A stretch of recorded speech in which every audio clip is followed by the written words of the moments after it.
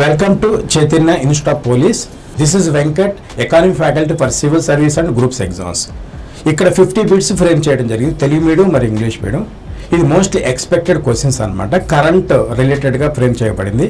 రేపు జరగబోయేటటువంటి SI constable ఎగ్జామ్స్లో ఇది ఎక్కువ రావడానికి అవకాశాలు ఉన్నాయి. వీటిని మనం పరిశీలిద్దాం.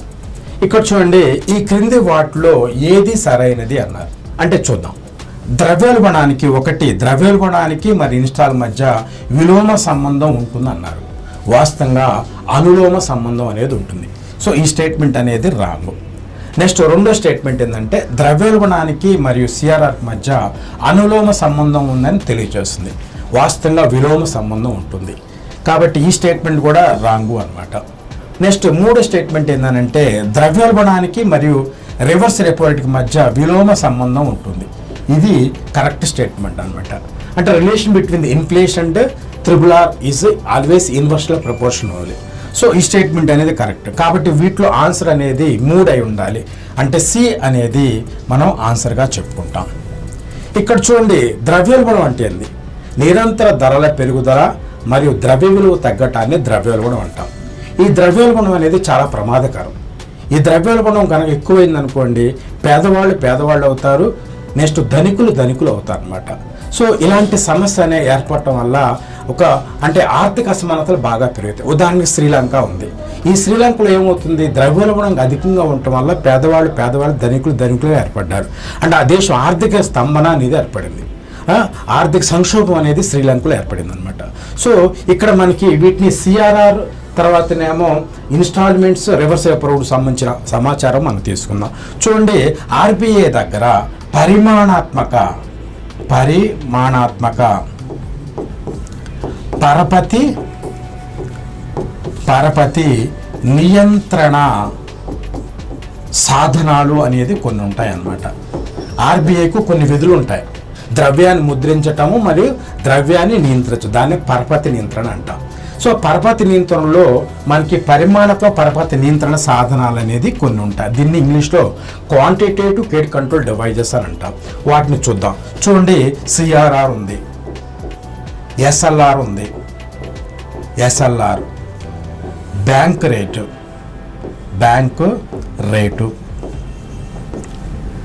రెపో రేటు, నెక్స్ట్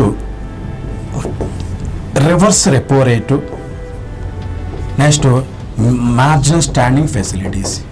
వీటిని పరిమాణాత్మక పరపతి నియంత్రణ సాధనాలు అని అంటాం. వీటిలో ఏ ఒక్క సాధనం పెంచినా కూడా ఏమవుతుంది అనంటే మనీ సర్క్యులేషన్ అనేది తగ్గుతుంది, తర్వాత ద్రవ్యోల్బణం అనేది తగ్గుతుంది అన్నమాట. అంటే దేశంలో ద్రవ్యోల్బణం ఎక్కువగా ఉన్నప్పుడు ఆర్బీఐ ఏం చేస్తుందంటే పరిమాణాత్మక పరపతి నియంత్రణ సాధనాలు పెంచడం ద్వారా, అంటే సిఆర్ఆర్ కానీ ఎస్ఎల్ఆర్ కానీ వీటిని పెంచడం ద్వారా ఆటోమేటిక్గా దేశంలో ద్రవ్య ప్రవాహం తగ్గి తర్వాత ద్రవ్యోల్బణం తగ్గుతుంది అన్నమాట. ద్రవ్యోల్బణం తగ్గింది అనుకోండి, అంటే 3 కంటే తక్కువ శాతం ఉంటే దాన్ని మనకి ప్రతి ద్రవ్యోల్బణం అంటాం, దాన్ని డిఫ్లేషన్ అంటాం. డిఫ్లేషన్ ఉన్నా కూడా మంచిది కాదనమాట ఆర్థిక వ్యవస్థకి. మరి 3 కంటే తక్కువగా ఉన్న ప్రభుత్వం ఏం చేస్తారంటే 3 నుంచి మధ్యకి పెంచడం కోసం మళ్ళీ మనకి ఈ పరపతి నియంత్రణ సాధనాలను తగ్గిస్తే మనీ సర్క్యులేషన్ అనేది పెరుగుతుంది. తర్వాత ఇన్ఫ్లేషన్, ఆరోగ్యకరమైన ఇన్ఫ్లేషన్ అనేది పెరుగుతుంది. ఆరోగ్యకరమైన అంటే డిజైరబుల్ ఇన్ఫ్లేషన్, గుడ్ ఇన్ఫ్లేషన్ అనమాట. అంటే ఎంత ఉండాలి అంటే 3 to 5% అనేది ఉండాలి. ఎప్పుడైతే ఆర్థిక వ్యవస్థ 3 to 5% ఉంటే అది గుడ్ ఇన్ఫ్లేషన్ అంటాం, గుడ్ ఎకానమీ అని చెప్తాం. సో కాబట్టి వీటిని మనకి ఆర్బీఐ పరపతి నియంత్రణలో ఈ సిఆర్ఆర్ ఎస్ఎల్ఆర్ వాటిని ఉపయోగిస్తుంది అనమాట. చూడండి, ఇక్కడ మనకి మ్యాచ్ ద ఫాలోయింగ్ అన్నారు, కింద వాటిని జతపరచమన్నారు. ఇక్కడ చూడండి, సిఆర్ఆర్ అంటే వీటినేమో ఆర్బీఐ పరపతి నియంత్రణ సాధనాలు అని అంటాము, అంటే క్వాంటిటేటివ్ క్రెడిట్ కంట్రోల్ డివైజెస్ అని అంటాము. ఇటు పక్కన ఉన్న వాటిని ఏమంటామంటే వడ్డీ రేట్లు అని అంటాం. ఓకేనండి. చూడండి, సిఆర్ఆర్ ప్రస్తుతం ఎంత ఉందంటే 4.5% ఉంది, ఎస్ఎల్ఆర్ 18% ఉంది, మరి బ్యాంక్ రేట్ 5.15 ఉంది, రివర్స్ రెపో రేట్ 3.5. అంటే వీటిలో ఆన్సర్ ఏది అని అంటే చూడండి, మనకి 1 A, 2 C, 3 అంటే ఆన్సర్ వచ్చి తెలియకనేమో సెకండ్ అని చెప్తాం అనమాట. అది ఏంటి అసలుకి? చూడండి, ఆర్బీఐకి పరపతి నియంత్రణ సాధనాలు ఉంటాయి. వాటిలో మనకి CRR, SLR, bank rate, repo rate, reverse repo rate, MS margin standing facility అని ఇవి సాధనాలు ఉంటాయన్నమాట. ఈ సాధనాల్ని ఆర్బీఐ ఏం చేస్తుందంటే దీన్ని క్వాంటిటేటివ్ క్రెడిట్ కంట్రోల్ డివైజెస్ అని అంటాము. చూడండి, వీటికి శాతాలు ఉంటాయి అన్నమాట. దీనికి సిఆర్ఆర్కి వచ్చేసరికినేమో మనకి 4.5 ఉంది, ఎస్ఎల్ఆర్ వచ్చేసరికినేమో 18% ఉందండి, బ్యాంక్ రేట్ వచ్చేసరికి 5.15 ఉంది, తర్వాత రెపో రేట్ వచ్చేసరికినేమో 4.9% ఉంది, రివర్స్ రెపో 3.5%, నెక్స్ట్ ఎంఎస్ఎఫ్ అనేది చూడండి 5.15. చూడండి, ఇక్కడ మనకి బ్యాంక్ రేటుకి నెక్స్ట్ ఎంఎస్కి ఎప్పుడు సమానంగా ఉంటాయి అన్నమాట. మీకు ఎంఎస్ తెలిస్తే ఆటోమేటిక్గా బ్యాంక్ రేట్ కూడా తెలుస్తుంది అనమాట. అయితే వీటిని మనం అంటే సంవత్సరానికి 4 సార్లు, అంటే ప్రతి 3 నెలలకోసారి ఆర్బీఐ మీటింగ్ ఏర్పాటు చేసుకుంటారు. సో దాంట్లో మనకి వీటిని పెంచాలా తగ్గించాలనేది ద్రవ్యోల్బణం ఆధారంగా ఉంటుందన్నమాట. సో వీటిలో మనకి పరిమాణాత్మక పరపతి నియంత్రణ సాధనాలని చెప్పుకున్నాం. వీటిలో అతి ముఖ్యమైన సాధనం ఏది అని అంటే సిఆర్ఆర్ అంటాం. దీన్ని నగదు నిల్వల నిష్పత్తి, క్యాష్ రిజర్వ్ రేషియో అంటారు. ఓకేనండి. నెక్స్ట్ ఇక్కడ చూడండి, మనకి దేశంలో ద్రవ్యోల్బణాన్ని ఎవరు నియంత్రిస్తారు? Who controls inflation in India? చూడండి, ద్రవ్యోల్బణం అంటే దాన్ని చాలా ప్రమాదకరం అనమాట. ఎకానమీకి ఇబ్బంది కలిగించేది ఏదంటే ద్రవ్యోల్బణం. అంటే ఒక డెవిల్ కానీ గోస్ట్ కానీ విలన్ ఏది అంటే ఎకానమీకి అది ద్రవ్యోల్బణం మాత్రమే అనమాట. ఉదాహరణకి శ్రీలంక తీసుకుంటే ఆ దేశంలో ప్రెసిడెంట్ పారిపోయాడు, ప్రైమ్ మినిస్టర్ పారిపోయాడు, మినిస్టర్ కూడా పారిపోయాడు. అక్కడ ఆందోళన చేస్తున్నారు అనమాట. వెంటనే ప్రెసిడెంట్ కానీ వైస్ ప్రెసిడెంట్, ప్రధానమంత్రి అందరూ మార్చడం జరిగింది. అంటే ఆ విధంగా ఎఫెక్ట్ ఉంటుందన్నమాట. ఇక్కడ చూడండి, మనకి 2000 ఇక్కడ ఆన్సర్ ఇక్కడ ఏమి ఇచ్చారంటే ఎవరు కంట్రోల్ చేస్తారంటే ఆర్బీఐ ఇచ్చారు, ఎంపీసీ ఇచ్చారు, 3 సెంట్రల్ గవర్నమెంట్ ఇచ్చారు, 4 అఫీషియల్ బోర్డ్ ఆఫ్ డైరెక్టర్స్. అంటే అఫీషియల్ బోర్డ్ ఆఫ్ డైరెక్టర్స్ అని 5 ఉంటారనమాట. దాంట్లో గవర్నరు, 4 డిప్యూటీ గవర్నర్స్ ఉంటారు. వీటిలో ఏది ఆన్సర్ అంటే ఎంపీసీ అని చెప్పాలి. దీన్నే మానిటరీ పాలసీ కమిటీ అనమాట. ఇది ఆన్సర్. అంటే దీన్ని ద్రవ్య విధాన కమిటీ అని అంటాం. దీన్ని ఏమంటారండి? ద్రవ్య విధాన కమిటీ అని అంటారు. దీన్ని ద్రవ్య విధాన కమిటీ అని అంటారు. చూడండి, 2016కు ముందు ఆర్బీఐని దేశంలో ద్రవ్యోల్బణాన్ని నియంత్రించేది. ద్రవ్యోల్బణం ఎక్కువ ఉంటే తగ్గించడం, తగ్గితే పెంచడం అని ఆర్బీఐ చేసేది. 2016 తర్వాత ఎంపీసీ అనేది ఏర్పడింది. దీన్నే మానిటరీ పాలసీ కమిటీ అంటాం, ద్రవ్య విధాన కమిటీ అంటాం. ఇది కేంద్ర ప్రభుత్వం ఏర్పాటు చేసింది అనమాట. దీంట్లో చైర్మన్ ఉంటారు. దీంట్లో వచ్చేసరికినేమో చైర్మన్ ఉంటారు, డిప్యూటీ చైర్మన్ ఉంటారు. నెక్స్ట్ 6 సభ్యులు ఉంటారు. 6 సభ్యులు ఉంటారు అన్నమాట. అంటే కేంద్ర ప్రభుత్వం 6 సభ్యులు నియమిస్తుంది. దీనికి చైర్మన్ ఎవరు ఉంటారు? ఆర్బీఐ గవర్నర్ అయి ఉంటాడు. అంటే ప్రస్తుతం 25th RBI governor Shaktikant Das, ఆయన ఎంపీసీకి చైర్మన్గా ఉన్నారు. తర్వాత డిప్యూటీ చైర్మన్ అనేది ఆర్బీఐ డిప్యూటీ గవర్నర్లో ఒక అతన్ని మనకి డిప్యూటీ చైర్మన్గా ఉంటారు అనమాట. నెక్స్ట్ 6 సభ్యుల్లో 3 వచ్చేతలకేమో ఆర్బీఐ నుంచి నియమించబడతారు, 3 కేంద్ర ప్రభుత్వం నుంచి నియమించబడతారు. మొత్తం కలిసి 6 మెంబర్స్. సపోజ్ ఓట్ ఎంత ఉండాలి అంటే 4 మెంబర్స్ కనుక యాక్సెప్ట్ చేస్తే ప్రపోజల్ అనేది యాక్సెప్ట్ చేసినట్టు అనమాట. ఇప్పుడు 3 ఒకవైపు ఉండే 3 ఇంకో వైపు ఉండాలనుకోండి, అంటే ఇక్కడ టై ఏర్పడుతుంది. టై అయినప్పుడు మరి సమస్యను ఎలా పరిష్కరించబడుతుంది అంటే ఎంపీసీ చైర్మన్కి చూడండి, ఎంపీసీ చైర్మన్ ఎవరుగా ఉంటారు? ఆర్బీఐ గవర్నర్ ఉంటాడు. మరి ఈయనకి డబుల్ ఓటింగ్ ఇవ్వటం జరుగుతుంది. అంటే ఒకసారి టై ఏర్పడక ముందు ఒకసారి ఓటేస్తాడు ఎంపీసీలో సభ్యుడిగా. తర్వాత ఎప్పుడైతే టై ఏర్పడిందో ఎంపీసీ చైర్మన్ హోదాలో 2వ ఓటేస్తాడు అనమాట. అప్పుడు ఆర్బీఐకి కొంత మెజారిటీ ఉన్నట్టుగా ఉంటుంది. ఇది ఎంపీసీ చైర్మన్కి ఇచ్చినటువంటి రెస్పెక్ట్ అనమాట. ఇది ఎందుకు ఏర్పడింది ఎంపీసీ అనేది అంటే ఆర్బీఐకి నెక్స్ట్ కేంద్ర ప్రభుత్వానికి వచ్చి వివాదం జరుగుతుంది. ఆర్బీఐ ఏం చేస్తుందంటే వాస్తవంగా కేంద్ర ప్రభుత్వానికి, రాష్ట్ర ప్రభుత్వానికి, వాణిజ్య బ్యాంకుకి రుణాలు ఇస్తుంది. మన 1935 నుంచి రుణాలు ఇస్తూ ఉంది. అంటే అప్పు ఇస్తుంది, వడ్డీలు అనేది వాళ్ళకి ఆదాయం అనమాట. ఆర్బీఐ వడ్డీలు తీసుకోవటం ద్వారా 9 లక్షల కోట్లను ఆర్బీఐ దగ్గర ఉన్నాయి.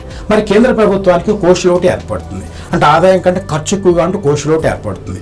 సో ఈ కోశలోటును భర్తీ చేసుకోవడానికి అప్పులు చేస్తూ ఉంటే వడ్డీలు పెరుగుతూ ఉన్నాయి అన్నమాట.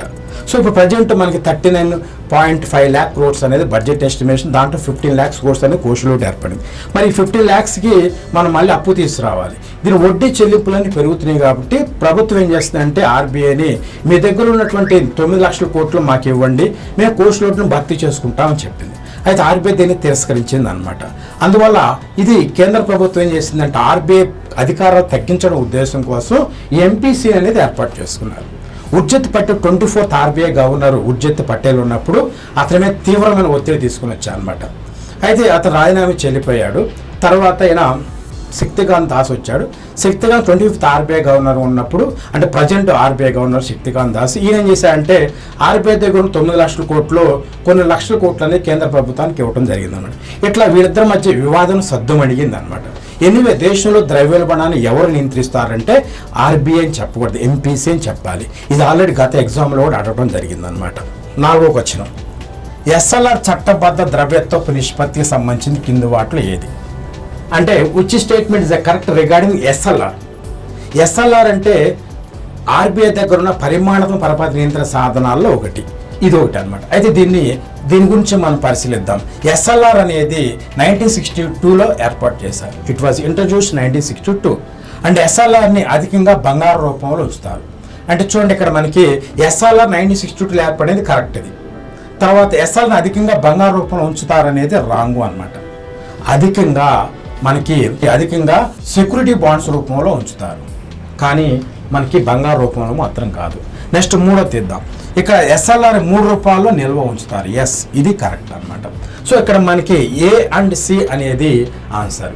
ఏ అండ్ సి అంటే ఇది 4th అనేది ఆన్సర్గా చెప్పుకుంటాం. 1 and 3 అనేది మనకి ఆన్సర్గా చెప్పుకుంటాం. ఇక్కడ చూడండి, ఎస్ఎల్ఆర్ అంటే చట్టబద్ధ ద్రవ్యత్వపు నిష్పత్తి అనమాట. అంటే ఇది ప్రతి వాణిజ్య బ్యాంకు, దేశంలో ఉన్న ప్రతి వాణిజ్య బ్యాంకు 18%, అంటే వాణిజ్య బ్యాంకులు సేకరించిన డిపాజిట్లో 18% వాణిజ్య బ్యాంకు దగ్గర ఆర్బీఐ పేరుని నిల్వ ఉంచుతారు. సో దీన్ని 3 భాగాల్లో ఉంచుతారు అనమాట. 3 రూపాల్లో ఉంచుతారు. ఒకటి ఎస్ఎల్ఆర్ని 3 భాగాల్లో ఉంచుతారు. ఒకటి నగదు అంటే క్యాష్ రూపంలో, 2 బంగారం అంటే గోల్డ్ రూపంలో అని అర్థం. నెక్స్ట్ 3వది ప్రభుత్వ హామీ పత్రాలు, అంటే గవర్నమెంట్ సెక్యూరిటీస్ అని అంటాం. అంటే ఈ 3 రూపాయలు అనేది ఎస్ఎల్ఆర్ని ఈ 3 రూపాయల్లో ఉంచుకుంటే అనమాట. ఇది ఆర్బీఐ నిబంధన. మరి ఏ 3 రూపాయల దేన్ని ఎక్కువగా ఉంచుకుంటారంటే ప్రభుత్వ హామీ పత్రాల్లో ఉంచుకుంటారు. అంటే ప్రభుత్వ హామీ పత్రాలు అంటే ఏంటి అంటే వాణిజ్య బ్యాంకులు కేంద్ర బ్యాంకుకి అప్పు ఇస్తాయి అనమాట.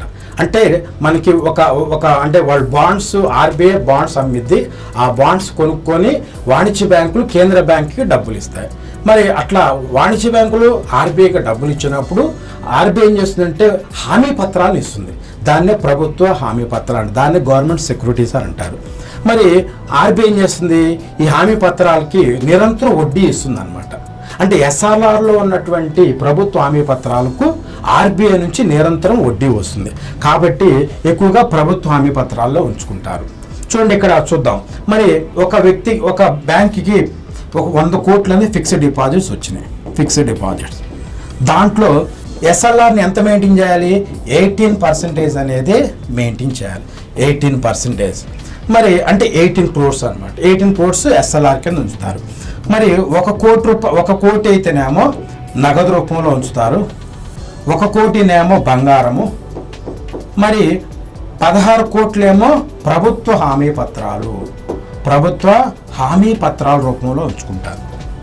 ఎందుకు ప్రభుత్వ హామీ పత్రాలు ఎక్కువగా ఉంచుకుంటారు అని అంటే వాటికి నిరంతరం ఆర్బీఐ నుంచి వడ్డీ వస్తుంది కాబట్టి, దీనివల్ల వాణిజ్య బ్యాంకులు ఉపయోగం కాబట్టి ఎక్కువ ప్రభుత్వ హామీ పత్రాలు ఉంచుకుంటారు. మరి ఇక్కడ నగదు తీసుకున్నాం అంటే ద్రవ్యోల్బణం కాలంలో నగదుకి వాల్యూ పడిపోతుంది, అంటే మనీ వాల్యూ పడిపోతుంది కాబట్టి ఎక్కువగా డబ్బు రూపంలో పెంచరు. నెక్స్ట్ బంగారం తీసుకుందాం. బంగారంలో కూడా ఎందుకు పెట్టరు అని అంటే బంగారం అనేది రేట్లు పెరుగుతూ ఉంటే తగ్గుతూ ఉంటాయి. కరోనా కాలంలో బంగారు రేటు పెరిగింది, ఇప్పుడు ప్రస్తుతం బంగారు రేటు తగ్గింది. సో ప్రజల డబ్బులు తీసుకొని బంగారం కొనుక్కుంటే నష్టపోవడానికి అవకాశం ఉంది. కాబట్టి ఓన్లీ బంగారు రూపంలో కొంత మాత్రమే ఉంచుకుంటారు. కాబట్టి అత్యధికంగా దేంట్లో ఉంచుతారంటే ప్రభుత్వ హామీ పత్రాల్లో ఉంచుతారు. ఇది మనం తెలుసుకోవాలి. ప్రతి వాణిజ్య బ్యాంకు సిఆర్ఆర్ ఎస్ఎల్ఆర్ నిబంధన పాటించాలి. సో సిఆర్ఆర్ ఎస్ఎల్ఆర్ నిబంధన పాటించినందుకు వాళ్ళకి వడ్డీ అనేది ఇవ్వదు. ఎందుకంటే 100 కోట్లు 18% ఎస్ఎల్ఆర్ కింద పక్కన పెట్టారనుకోండి, దానికి ఆర్బీఐ వడ్డీ ఇవ్వదు. సో ఈ విషయాన్ని మనం గుర్తుపెట్టుకోవాలి. సిఆర్ఆర్ ఎస్ఎల్ఆర్కి వడ్డీ ఉండదు, కానీ ఎస్ఎల్ఆర్లో ఉన్న ప్రభుత్వ హామీ పత్రాలకు ఆర్బీఐ నుంచి వడ్డీ వస్తుంది అనమాట. అలహాబాద్ బ్యాంక్ ఏ బ్యాంకులో విలీనమైంది అంటే ఇక్కడ ఆన్సర్ ఇండియన్ బ్యాంక్ ఒకటి ఇచ్చారు, యూనియన్ బ్యాంక్ ఆఫ్ ఇండియా ఇచ్చారు, కెనరా బ్యాంక్ ఒకటి ఇచ్చారు, పంజాబ్ నేషనల్. వీటిలో ఆన్సర్ వచ్చేసరికినేమో ఇండియన్ బ్యాంకు అనమాట. ఇండియన్ బ్యాంకు చూడండి, ఇక్కడ మనకి ఇండియన్ బ్యాంక్ అనేది ఇండియన్ బ్యాంకులో అలహాబాద్ బ్యాంక్ అనేది విలీనమైంది. ఎందుకంటే 2020 ఏప్రిల్ ఫస్ట్న ప్రభుత్వ బ్యాంకులు వేరే పెద్ద బ్యాంకులు విలీనమైంది. చిన్న ప్రభుత్వ బ్యాంకులు, పెద్ద ప్రభుత్వ బ్యాంకులు విలీనమై ప్రస్తుతం ఈ ప్రాసెస్ అంటే విలీనం అయిన తర్వాత ప్రస్తుతం ఎన్ని ప్రభుత్వ బ్యాంకులు ఉన్నాయంటే 12 ఉన్నాయి అన్నమాట. 12 బ్యాంకులు ఉన్నాయి. అట్లానే దీనికి ఇండియన్ బ్యాంకులోకి వచ్చేసరికి అలహాబాద్ బ్యాంక్ అనేది విలీనం అయింది. జనరల్గా అలహాబాద్ బ్యాంక్ అనేది 1865లో ఏర్పడింది. అంటే విదేశీలో స్థాపించబడి 2020 వరకు కొనసాగించినటువంటి మొదటి వాణిజ్య బ్యాంక్ అంటే అలహాబాద్ బ్యాంకు అనమాట. ఇది విదేశీయులు స్థాపించారు. 2020 ఏప్రిల్ 1 వరకు ఇది ఒక వాణిజ్య బ్యాంక్గా కొనసాగింది. తర్వాత ఇది ఇండియన్ బ్యాంకులో విలీనమైందని గుర్తుపెట్టుకోవాలి. మరి యూనియన్ బ్యాంకులో ఏమేమి బ్యాంకులు విలీనం అయ్యాయి అంటే యూనియన్ బ్యాంకులోకి వచ్చేసరికినేమో మనకి Andhra bank, next corporation bank అనేది విలీనం అయింది అనమాట. ఈ 2 బ్యాంకులు అనేది 2020 ఏప్రిల్ 1న యూనియన్ బ్యాంకులో విలీనమైంది. నెక్స్ట్ కెనరా బ్యాంకులో వస్తేనేమో సిండికేట్ బ్యాంక్ అనేది విలీనమైంది. నెక్స్ట్ పంజాబ్ నేషనల్ బ్యాంకులో oriental Bank of Commerce, United Bank of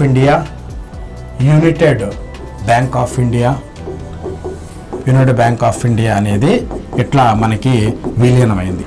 ఇప్పుడు ప్రభుత్వ బ్యాంకులు 12 ఉన్నాయి. సో ఈ బ్యాంకుల్లో చిన్న బ్యాంకులు, పెద్ద బ్యాంకులు విలీనం అని చెప్పారు. వాటిని మీరు స్టడీ చేస్తే ఏ బ్యాంకులు విలీనమైంది మీరు లిస్ట్ తయారు చేసుకొని మీరు చూసుకున్నట్టయితే ఖచ్చితంగా దీని మీద క్వశ్చన్ రావడానికి అవకాశం ఉంది. ఎందుకంటే ఈ కసరత్ తర్వాత ఇది మొట్టమొదటి ఎగ్జామ్ అనమాట. 20 ఏప్రిల్ 1 తర్వాత మనకి పెద్ద ఎగ్జామ్స్ ఏంటంటే రేపు జరగబోతే ఎస్ఏ కానిస్టేబుల్ ఎగ్జామ్స్గా చెప్పుకుంటాం. ఇక్కడ చూడండి 6th 2022-23లో నిర్మలా సీతారామన్ బడ్జెట్లో ఏ ద్రవ్యంలో డిజిటల్ కరెన్సీని ప్రవేశపెడతానని ప్రకటించింది. 1 రూపాయి, 2 రూపాయలు, 10 రూపాయలు, 100 రూపాయలు, 500 రూపాయలు. ఆన్సర్ వచ్చేసరికినేమో 1 రూపాయలు. డిజిటల్ కరెన్సీ ప్రత్యేకత ఏంటి అంటే లేటెస్ట్ కరెన్సీ, మోడర్న్ కరెన్సీ ఏంటంటే డిజిటల్ కరెన్సీ అంట ప్రపంచంలో కానీ భారతదేశంలో కానీ. దీనికి వాస్తవంగా మనకి 3 లక్షణాలు ఉంటాయన్నమాట. ఒకటిది ఫిజికల్ షేప్ అనేది ఉండదు. ఫిజికల్ షేప్ అనేది ఉండదు. సో ఎలక్ట్రానిక్స్ ఫామ్లో ఉంటుంది. 3 control by the central bank, ఒక కేంద్ర బ్యాంకు చే నియంత్రించవు. ఈ 3 లక్షణాలు ఉంటే అంటే భౌతిక రూపం లేకుండా ఎలక్ట్రానిక్స్ రూపంలో ఉండి ఒక కేంద్ర బ్యాంకు చే నియంత్రించబడితే దాన్ని డిజిటల్ కరెన్సీ అని అంటాం. ఇది మోడర్న్ కరెన్సీ కాబట్టి నిర్మలా సీతారామన్ ఈ బడ్జెట్లో ఈ సంవత్సరం బడ్జెట్లో అంటే ఫిబ్రవరి 1న ప్రకటించిన బడ్జెట్లో దీన్ని ప్రకటించింది అనమాట. 1 రూపాయలోను మాత్రమే, మిగతా కరెన్సీలో కాదు. చూడండి బెహమాస్ ఉంది. బెహమాస్ అనేది మొదటి కంట్రీ. అది అమెరికాకి కింద ఉంటుంది అన్నమాట. సౌత్ అమెరికాకి అంటే ఇప్పుడు ఫ్లోరిడా కానీ అట్లాంటా కొన్ని స్టేట్స్ ఉండే, అట్లాంటా స్టేట్ కొద్ది డౌన్లో మనకి బెహమాస్ అనే చిన్న దేశం ఉంటుంది అనమాట. కరేబియన్ సీలో ఉంటుంది అనమాట. ఓకే, ఇది పూర్తి స్థాయిలో అధికారపూర్వకంగా వాళ్ళ దేశంలో డిజిటల్ కరెన్సీని ప్రవేశపెట్టారనమాట. అంటే ఆ దేశంలో మనకు ఒక వ్యక్తికి 10 రూపాయలు ఇవ్వాలనుకోండి, అది కేవలం భౌతిక రూపం ఉండదు, కేవలం ఒక సెల్ నుంచి వేరే సెల్కి, కంప్యూటర్ నుంచి వేరే కంప్యూటర్కి పంపించడం. అంటే ఒక సెల్ కానీ ఒక కంప్యూటర్ ద్వారా మాత్రమే దాన్ని వాడాలన్నమాట. ఓకేనండి, అది సరే. వాళ్ళు పూర్తిగా అన్ని ద్రవ్యంలో వాళ్ళ దేశంలో అన్ని కరెన్సీలో ప్రవేశపెట్టారు. భారతదేశంలో మాత్రం ₹1 మాత్రం ప్రవేశపెట్టింది నిర్మలా సీతారామన్. ఎందుకు ₹1 అని అంటే, చూడండి, సపోజ్ అన్ని రూపాయలు ప్రవేశపెట్టారు అనుకుందాం. మరి దేశంలో పెద్ద పెద్ద ట్రాన్సాక్షన్ ₹500, ₹2000 జరుగుతాయి. మరి నెట్ ఫెయిల్ అయింది అనుకోండి, నెట్ ఫెయిల్ అయితే ట్రాన్సాక్షన్ ఫెయిల్ అయింది, మొత్తం ఆర్థిక వ్యవస్థ సంబంధించి. ఎందుకంటే భారతదేశం 2nd లార్జెస్ట్ పాపులేటెడ్ కంట్రీ ప్రపంచంలో, తర్వాతనేమో 5th లార్జెస్ట్ ఎకానమీ. సో ఇంత పెద్ద ఎకానమీ, ఇంత పెద్ద పాపులేషను, టెక్నాలజీ ఫెయిల్ అయింది అనుకోండి, మొత్తం ఆర్థిక వ్యవస్థ అంటే చిన్న భిన్నం అయిపోయి స్టక్ అయిపోతాం, ఎక్కడెక్కడ ఆగిపోతూ ఉంటుంది. ఇది ప్రమాదం ఉంది. కానీ బెహమాస్ ఎందుకు ప్రవేశపెట్టారు? బెహమాస్ చిన్న దేశం అది, కానీ ఎకానమీ అక్కడ నెట్ ఫెయిల్ అయినా, టెక్నాలజీ ఫెయిల్ అయినా కూడా జనాభా తక్కువగా ఉంటే చిన్న దేశం కాబట్టి అది పెద్ద సమస్యగా ఉండదు, అది ఆర్థిక సమస్యగా పరిగణించరు. భారతదేశం పెద్దది కాబట్టి నిర్మలా సీతారామన్ ఇది మోడర్న్ కరెన్సీ కాబట్టి దీన్ని మనం ప్రయోగించాలి అనే ఉద్దేశంతో ఎక్స్పెరిమెంట్ ₹1. ఇది కానీ సక్సెస్ అయింది అనుకోండి, దీంట్లో ఎటువంటి సమస్యలు లేకుండా ఉన్నాయి అనుకోండి, ఆటోమేటిక్గా అన్ని కరెన్సీల్లో కూడా ప్రవేశపెట్టడానికి అవకాశం ఉంది అనమాట. ఈ ఉద్దేశాన్ని మనం గుర్తుపెట్టుకోవాలి. ఇది 22-23 బడ్జెట్ ఎస్టిమేషన్లో స్పెషల్గా మనకి నిర్మలా సీతారామన్ ప్రకటించింది అనమాట. 7th క్వశ్చన్, ఈ కింద వాటిలో ఏది సరైనది కాదు? Which statement is not the correct? చూద్దాం. 2021 వృద్ధి రేటు, గ్రోత్ రేటు అని అంటాం, 9.2%, 9.2, ఇది కరెక్ట్.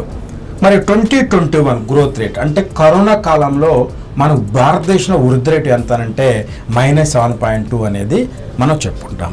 తర్వాత 2022-23 ఎక్స్పెక్టెడ్ గ్రోత్ రేట్ అంటే నిర్మలా సీతారామన్ బడ్జెట్ ఎస్టిమేషన్లో మనకి రాబోయే సంవత్సరం ఇంత వృద్ధి శాతం వస్తుందని చెప్పింది అనమాట. ఎంత అంటే 8.5.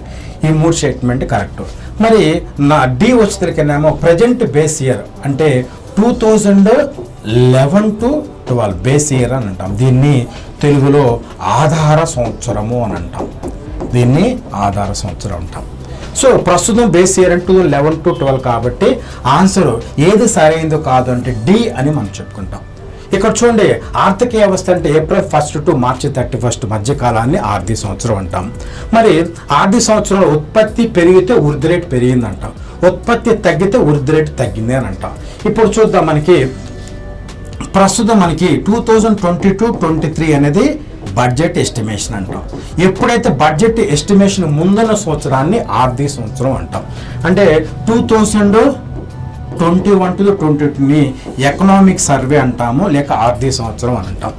ఓకేనండి. నెక్స్ట్ దానికంటే ముందు మనకి ప్రస్తుత ఆర్థిక సంవత్సరానికి ముందు 2020-21 అనేది ఒక సంవత్సరం ఉంది. ఈ 2021లోనే మనకి ఏమొచ్చింది, కరోనా అనేది సమస్య ఏర్పడింది అనమాట. ఈ కరోనా ఏర్పడటం వల్ల మన భారతదేశంలో వృద్ధి రేటు -7.2 అనేది ఏర్పడింది. ఇది గుర్తుంచుకోవాల్సింది. అంటే స్వతంత్రం వచ్చిన తర్వాత భారతదేశంలో అత్యధిక రుణాత్మక వృద్ధి రేటు ఎప్పుడు చేసేస్తుంది, అది కరోనా కాలం. ప్రపంచం మొత్తం ప్రపంచ ఆర్థిక వ్యవస్థలన్నీ స్తంభించిపోయాయి. అట్లా భారత ఆర్థిక వ్యవస్థ స్తంభించిపోయి -7.2 వచ్చింది. దీని తర్వాత నెక్స్ట్ మళ్ళీ వెంటనే రికవర్ అయిపోయి మనకి 9.2% వృద్ధి రేటు చేస్తుంది. ప్రస్తుత వృద్ధి రేటు ఎంత అన్నారు అంటే గ్రోత్ రేట్ ఎంత అంటే 9.2 అని ఖచ్చితంగా గుర్తుపెట్టుకోవాలి, చాలా ఇంపార్టెంట్ అండి. నెక్స్ట్ తర్వాత 22-23లో మనకి ఎంత అంచనా వేస్తుంది నిర్మలా సీతారామన్? 8.5% అనేది 8.2-8.6 అని అన్నారు. 8.5 అని గుర్తుపెట్టుకుంటే మంచిది. సో ఈ 3 డేట్లు అనేది మనం గుర్తుపెట్టుకోవాలన్నమాట. చూడండి, 9.2 అనేది గుర్తుపెట్టుకు. ఈసారి అంటే మనకి కరోనా తర్వాత జరిగే ఎగ్జామ్ కాబట్టి వీటి మీద అంటే కరోనా కాలంలో ఆర్థిక స్థితి ఎలా ఉంది, నెక్స్ట్ ప్రస్తుతం ఎలా ఉంది, రాబోయే సంవత్సరం ఎలా ఉందని వృద్ధి రేట్లు ఆడడానికి అవకాశం ఉంటుంది కాబట్టి దీన్ని ఖచ్చితంగా మనం గుర్తుపెట్టుకోవాలి. స్వాతంత్రం వచ్చిన 70 సంవత్సరాలు పూర్తయిన సందర్భంగా నిర్మలా సీతారామన్ 2022-23 బడ్జెట్లో ఆదాయ పన్ను గురించి ఒక ప్రకటన చేశారు. వీటిలో ఏది సరైనది అనేది పరిశీలిద్దాం. ఇక్కడ చూడండి, ఆప్షన్ ఏ, 70 సంవత్సరాలు దాటిన వృద్ధులందరూ ఆదాయ పన్ను చెల్లించిన అవసరం లేదు. ఈ స్టేట్మెంట్ అనేది రాంగ్ అనమాట. 70 సంవత్సరాలు దాటిన వారు మాత్రమే, అందరూ మాత్రం కాదు, వీటిలో కొందరు అనమాట. దాన్ని మనం డిస్కస్ చేద్దాం. నెక్స్ట్ బి వచ్చేసరికినేమో 70 సంవత్సరాలు దాటి పెన్షన్ లేక ఫిక్స్డ్ డిపాజిట్ నుండి వచ్చే ఆదాయం కలవారు పన్ను మినహాయింపు అనేది ఉంటుంది. అంటే స్వాతంత్రం వచ్చి మనకి 70 సంవత్సరాలు అయింది. ఈ సందర్భంగా నిర్మలా సీతారామన్ ఏం చెప్పారనంటే 70 సంవత్సరాలు దాటిన వారు ఆదాయ పన్ను చెల్లించవచ్చు. ఎవరు ఆదాయం పన్ను చెల్లించకూడదు? పెన్షన్ నుంచి కానీ లేక ఫిక్స్డ్ డిపాజిట్స్ నుంచి కానీ ఆదాయం వస్తే వారు మాత్రం చెల్లించిన అవసరం ఉన్నది చెప్పింది. వారు మాత్రమే అన్నమాట. ఈ పాయింట్ని మనం గుర్తుపెట్టుకోవాలి. సో ఈ స్టేట్మెంట్ అనేది కరెక్ట్. నెక్స్ట్ సి వచ్చి తెలికినేమో 70 సంవత్సరాల లోపులు వయసు ఉన్నవారు ఆదాయ పన్ను చెల్లించిన అవసరం లేదు. ఇది కేవలం 70 సంవత్సరాలు దాటిన వారు మాత్రమే, 70 సంవత్సరాల లోపుల వారు కాదు. ఈ స్టేట్మెంట్ అనేది రాంగ్. పైవన్నీ కావు అన్నారు, ఇది కూడా రాంగ్. కాబట్టి ఆన్సర్ వచ్చి తెలికినేమో బి అనేది మనం చెప్పుకుంటాం. ఆన్సర్ వచ్చి తెలికినేమో బి అని చెప్పుకుంటాం. ఇక్కడ చూడండి, మనకి స్వాతంత్రం 75 ఇయర్స్ అవుతుంది. ఈ సందర్భంగా నిర్మలా సీతారామన్ ఏం చేశారంటే ఆదాయ పన్ను మినహాయింపు అనేది ఇస్తున్నాము 70 సంవత్సరాలు దాటిన వారికి. అందరికీ మాత్రం కాదు, పెన్షన్ నుంచి కానీ ఫిక్స్డ్ డిపాజిట్స్ వచ్చిన ఎవరికైతే ఆదాయం వస్తే వారు మాత్రమే మినహాయింపు ఉంటుంది, మిగతా వారికి కాదనమాట. ఇక్కడ చూద్దాం, మనకి 2022-23 బడ్జెట్ ఎస్టిమేషన్లో నిర్మలా సీతారామన్ ఏం చేసింది, మనకి బడ్జెట్ని ప్రవేశపెట్టింది కదండి. దాంట్లో ఆదాయ పన్ను ఎలా ఉందో చూద్దాం. చూడండి, 2.5 lakh దాటి 5 లక్షలు ఉంటే 5% అనేది ఆదాయ పన్ను చెల్లించాలి. 5 నుంచి 7.5 లక్షలు ఉంటేనేమో 10% ఆదాయ పన్ను చెల్లించాలి. తర్వాతనేమో 7.5 నుంచి 10 లక్షలు అయితేనేమో 15% ఆదాయ పన్ను చెల్లించాలి. తర్వాత 10 to 12.5 lakh అయితేనేమో 20%, 12.5 lakh to 15 lakhs అయితేనేమో 25% ఆదాయ పన్ను. నెక్స్ట్ 15 lakhs దాటితే 30% పన్ను అని చెప్తాం.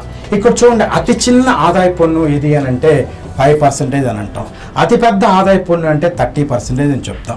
అంటే 2.5 లక్షలు దాటితే చిన్న పన్ను 5% చెల్లించాలి. ఇక్కడ 15 లక్షలు దాటింది అనుకోండి 30% పన్ను చెల్లించాలన్నమాట. ఇక్కడ 3 రకాల వ్యక్తులు ఉంటారండి. ఒకటి పౌరులు ఉంటారు, దీన్ని సిటిజన్స్ అని అంటాం. తర్వాత సీనియర్ సిటిజన్స్ అని ఉంటారు, senior citizens. 3 super senior citizens అనేది ఇట్లా 3 క్లాసిఫికేషన్స్.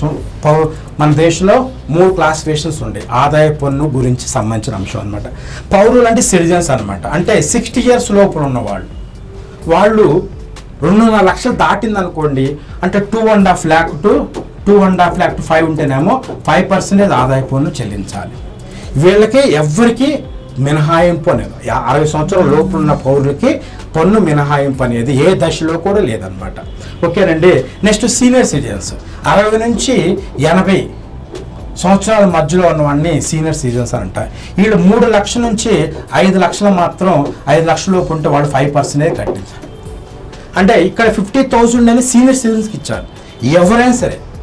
ఎవరైనా పెన్షన్ కానీ తర్వాత ఫిక్స్డ్ డిపాజిట్స్ వ్యాపారమా అని సంబంధం లేకుండా ఆ వయసులో ఉన్న అంటే ఒక 3 లక్షలు దాటితేనే అతను పన్ను చెల్లించాలి. అంటే ఎంత మినహాయింపు ఇచ్చారు అంటే ఒక 50,000 మినహాయింపు అనేది ఇవ్వటం జరిగింది. ఓకే. నెక్స్ట్ సూపర్ సీనియర్ తీసుకుందాం. 80 years దాటిన వాళ్ళు సూపర్ సీనియర్ సిటిజన్ అంటాం. అంటే 80 సంవత్సరాలు దాటిన వృద్ధ పౌరులు అంట అనమాట. సరే, వీళ్ళు అంటే 5 lakhs అంటే ఇక్కడ మనకి 5 lakhs వరకు పన్ను అనేది ఉండదు అనమాట. నో 5% ట్యాక్స్ అని చెప్తాం. 5% పన్ను అనేది అంటే వీళ్ళకి మొత్తంగా 2.5 లక్షల వరకు మినహాయింపు పడింది. అంటే 5 లక్షలు దాటిన తర్వాత ఇస్తాయి ఇట్లా మినహాయింపు. అయితే ఇక్కడ మనం గుర్తుంచుకోవాల్సిన విషయం ఏంటంటే చూడండి, 75 years దాటిన వాళ్ళు, ఉదాహరణకి ఒక వ్యక్తికి 78 సంవత్సరాలు ఉన్నాయి, అతనికి పెన్షన్ నుంచి ఆదాయం వస్తుంది, ఫిక్స్డ్ డిపాజిట్ అతను చెల్లించిన అవసరం లేదు. కానీ ఇంకో వ్యక్తి ఉన్నాడు, అతనికి 78 సంవత్సరాలు, అతను ఒక వ్యాపారం చేస్తున్నాడు, ఒక సంస్థకి యజమాని అనమాట.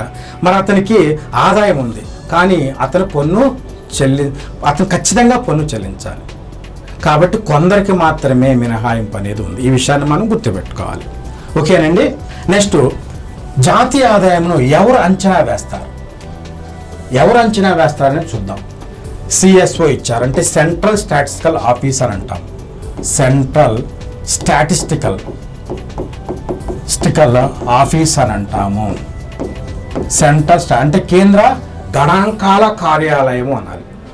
Next MOSPA ministry of the statistics and programme implementation అంటాం. ఇది ఒక మంత్రిత్వ శాఖ అన్నమాట. Next NSO national statistical office అని అంటాం. నేషనల్ స్టాటిస్టికల్ ఆఫీస్ అని అంటాం. ఇది కూడా ఒక సంస్థ. ఆలెబో ఆన్సర్ అనేది ఆలెబో అన్నమాట. అంటే CSO అనేది NSO కింద పనిచేస్తుంది, NSO అనేది MOSP కింద పనిచేస్తుంది. కాబట్టి ఈ మూడు అనేది జాతీయ ఆదాయాన్ని అంచనా వేయటంలో పాల్గొంటారు. ఇక్కడ చూద్దాం, మనకి MOSPI ఉంది. MOSPI అంటే minister of statistics programme implementation అనేది. మరి దీని కింద ఎవరు ఉంటారు అంటే NSO ఉంటుంది, నేషనల్ స్టాటిస్టికల్ ఆఫీస్ అనేది ఉంటుంది, జాతీయ గణాంక కార్యాలయం అంటాం. దీని కింద 3 ఆఫీసులు ఉంటాయి అన్నమాట. ఒకటి CSO కేంద్ర గణాంక కార్యాలయం అంటే సెంట్రల్ స్టాటిస్టికల్ ఆఫీస్ అని అంటాం. 2 NSSO national sample survey office అని అంటాం. 3 కంప్యూటర్ సెంటర్స్ అన్నమాట. కంప్యూటర్ సెంటర్స్ అని అంటాం. ఇట్లా NSO కింద 3. మనకు కావాల్సింది CSO మనకి దేశంలో ఉన్న రాష్ట్రాల నుంచి కేంద్ర పాలిత ప్రాంతాల సమాచారాన్ని సేకరించి NSOకి ఇస్తుంది. NSO ఏం చేస్తుంది, MSOకి ఇస్తుంది అన్నమాట. కాబట్టి అందుకని ఆల్ అబోవ్ అనే ఆన్సర్ చెప్తాం. ఇక్కడ చూడండి, మనకి CSO ఇచ్చేటటువంటి సమాచారాన్ని ఎవరు తీసుకుంటారు, NSO తీసుకుంటుంది. NSO అనేది MOSPI తీసుకుంటుంది. MOSPI అనేది ఫైనాన్స్ మినిస్టర్కి ఇస్తారు. ఈ ఫైనాన్స్ మినిస్టర్ ఏం చేస్తారు, మనకి బడ్జెట్కు ముందు రోజు ఎకనామిక్ సర్వేగా ప్రవేశపెడతారు. అంటే బడ్జెట్కు ముందు ఎకనామిక్ సర్వే అంటే ఈ సంవత్సరం ఇంత ఆదాయం వచ్చింది అని ప్రకటించిన తర్వాత బడ్జెట్ ఎస్టిమేషన్ ప్రవేశపెడతారు. అంటే రాబోయే సంవత్సరం ఇంత ఆదాయం వస్తుంది, ఎకనామిక్ సర్వే అని అంటాం. సో ఇట్లా మనకి CSO సేకరించే సమాచారాన్ని NAS అని అంటాము. నేషనల్ అకౌంట్స్ అండ్ స్టాటిస్టిక్స్ జాతీయ పొద్దులు మరియు గణాంకాలు అని అంటాం అనమాట. సో దీన్ని గతంలో వైట్ పేపర్ అనేవాళ్ళు, అంటే CSO సేకరించే సమాచారం అనేవాళ్ళు గతంలో మనం వైట్ పేపర్ శ్వేతపత్రము అని అనేవాళ్ళు అనమాట. ఓకేనండి. ఇక్కడ చూడండి, అదే రాష్ట్ర ఆర్థిక వ్యవస్థ రాష్ట్ర ఆదాయాన్ని ఎవరు కొలుస్తారు చూడండి, DES directorate of economics and statistics. జాతీయ ఆదాయము CSO అంచనా వేస్తే సాధారణంగా బేసిక్ యూనిట్. మరి రాష్ట్రంలో ఎవరు అంచనా వేస్తారు, DES అని చెప్పుకుంటాం అనమాట. 10వ క్వశ్చన్ పరిశీలిద్దాం. Which statement is correct regarding the digital currency in the given following. అంటే క్రింది వాటిలో ఏది డిజిటల్ కరెన్సీకి చెందినది అనేది మనం చూద్దాం. సో డిజిటల్ కరెన్సీకి మనం ఆల్రెడీ చెప్పాం. ఇది చాలా ఇంపార్టెంట్ కాన్సెప్ట్ కాబట్టి ఇది రిపీటెడ్గా మనం చెప్పుకోవాల్సి వచ్చింది. అంటే ఏ రూపంలో క్వశ్చన్ రావడానికి అవకాశం ఉంది కాబట్టి. ఇక్కడ చూడండి, డిజిటల్ కరెన్సీకి భౌతిక రూపం ఉండదు. ఎస్, భౌతిక రూపం ఉండదు. మరి డిజిటల్ కరెన్సీకి ఎలక్ట్రానిక్స్ రూపంలో ఉంటుంది. ఎస్, డిజిటల్ కరెన్సీని కేంద్ర ప్రభుత్వంచే నియంత్రించబడుతుంది. ఈ 3 కరెక్ట్. ఆన్సర్ ఏంటంటే ABC అంటే 4 అనేది ఆన్సర్. 4 అనేది మనకి ఆన్సర్గా చెప్పుకుంటాం. ఓకేనండి. చూడండి, 11th క్వశ్చన్ మనం పరిశీలిద్దాం. GSTకి సంబంధించి ఈ క్రింది వాటిలో ఏది సరైనది? Which one of the following is the correct statement regarding the GST?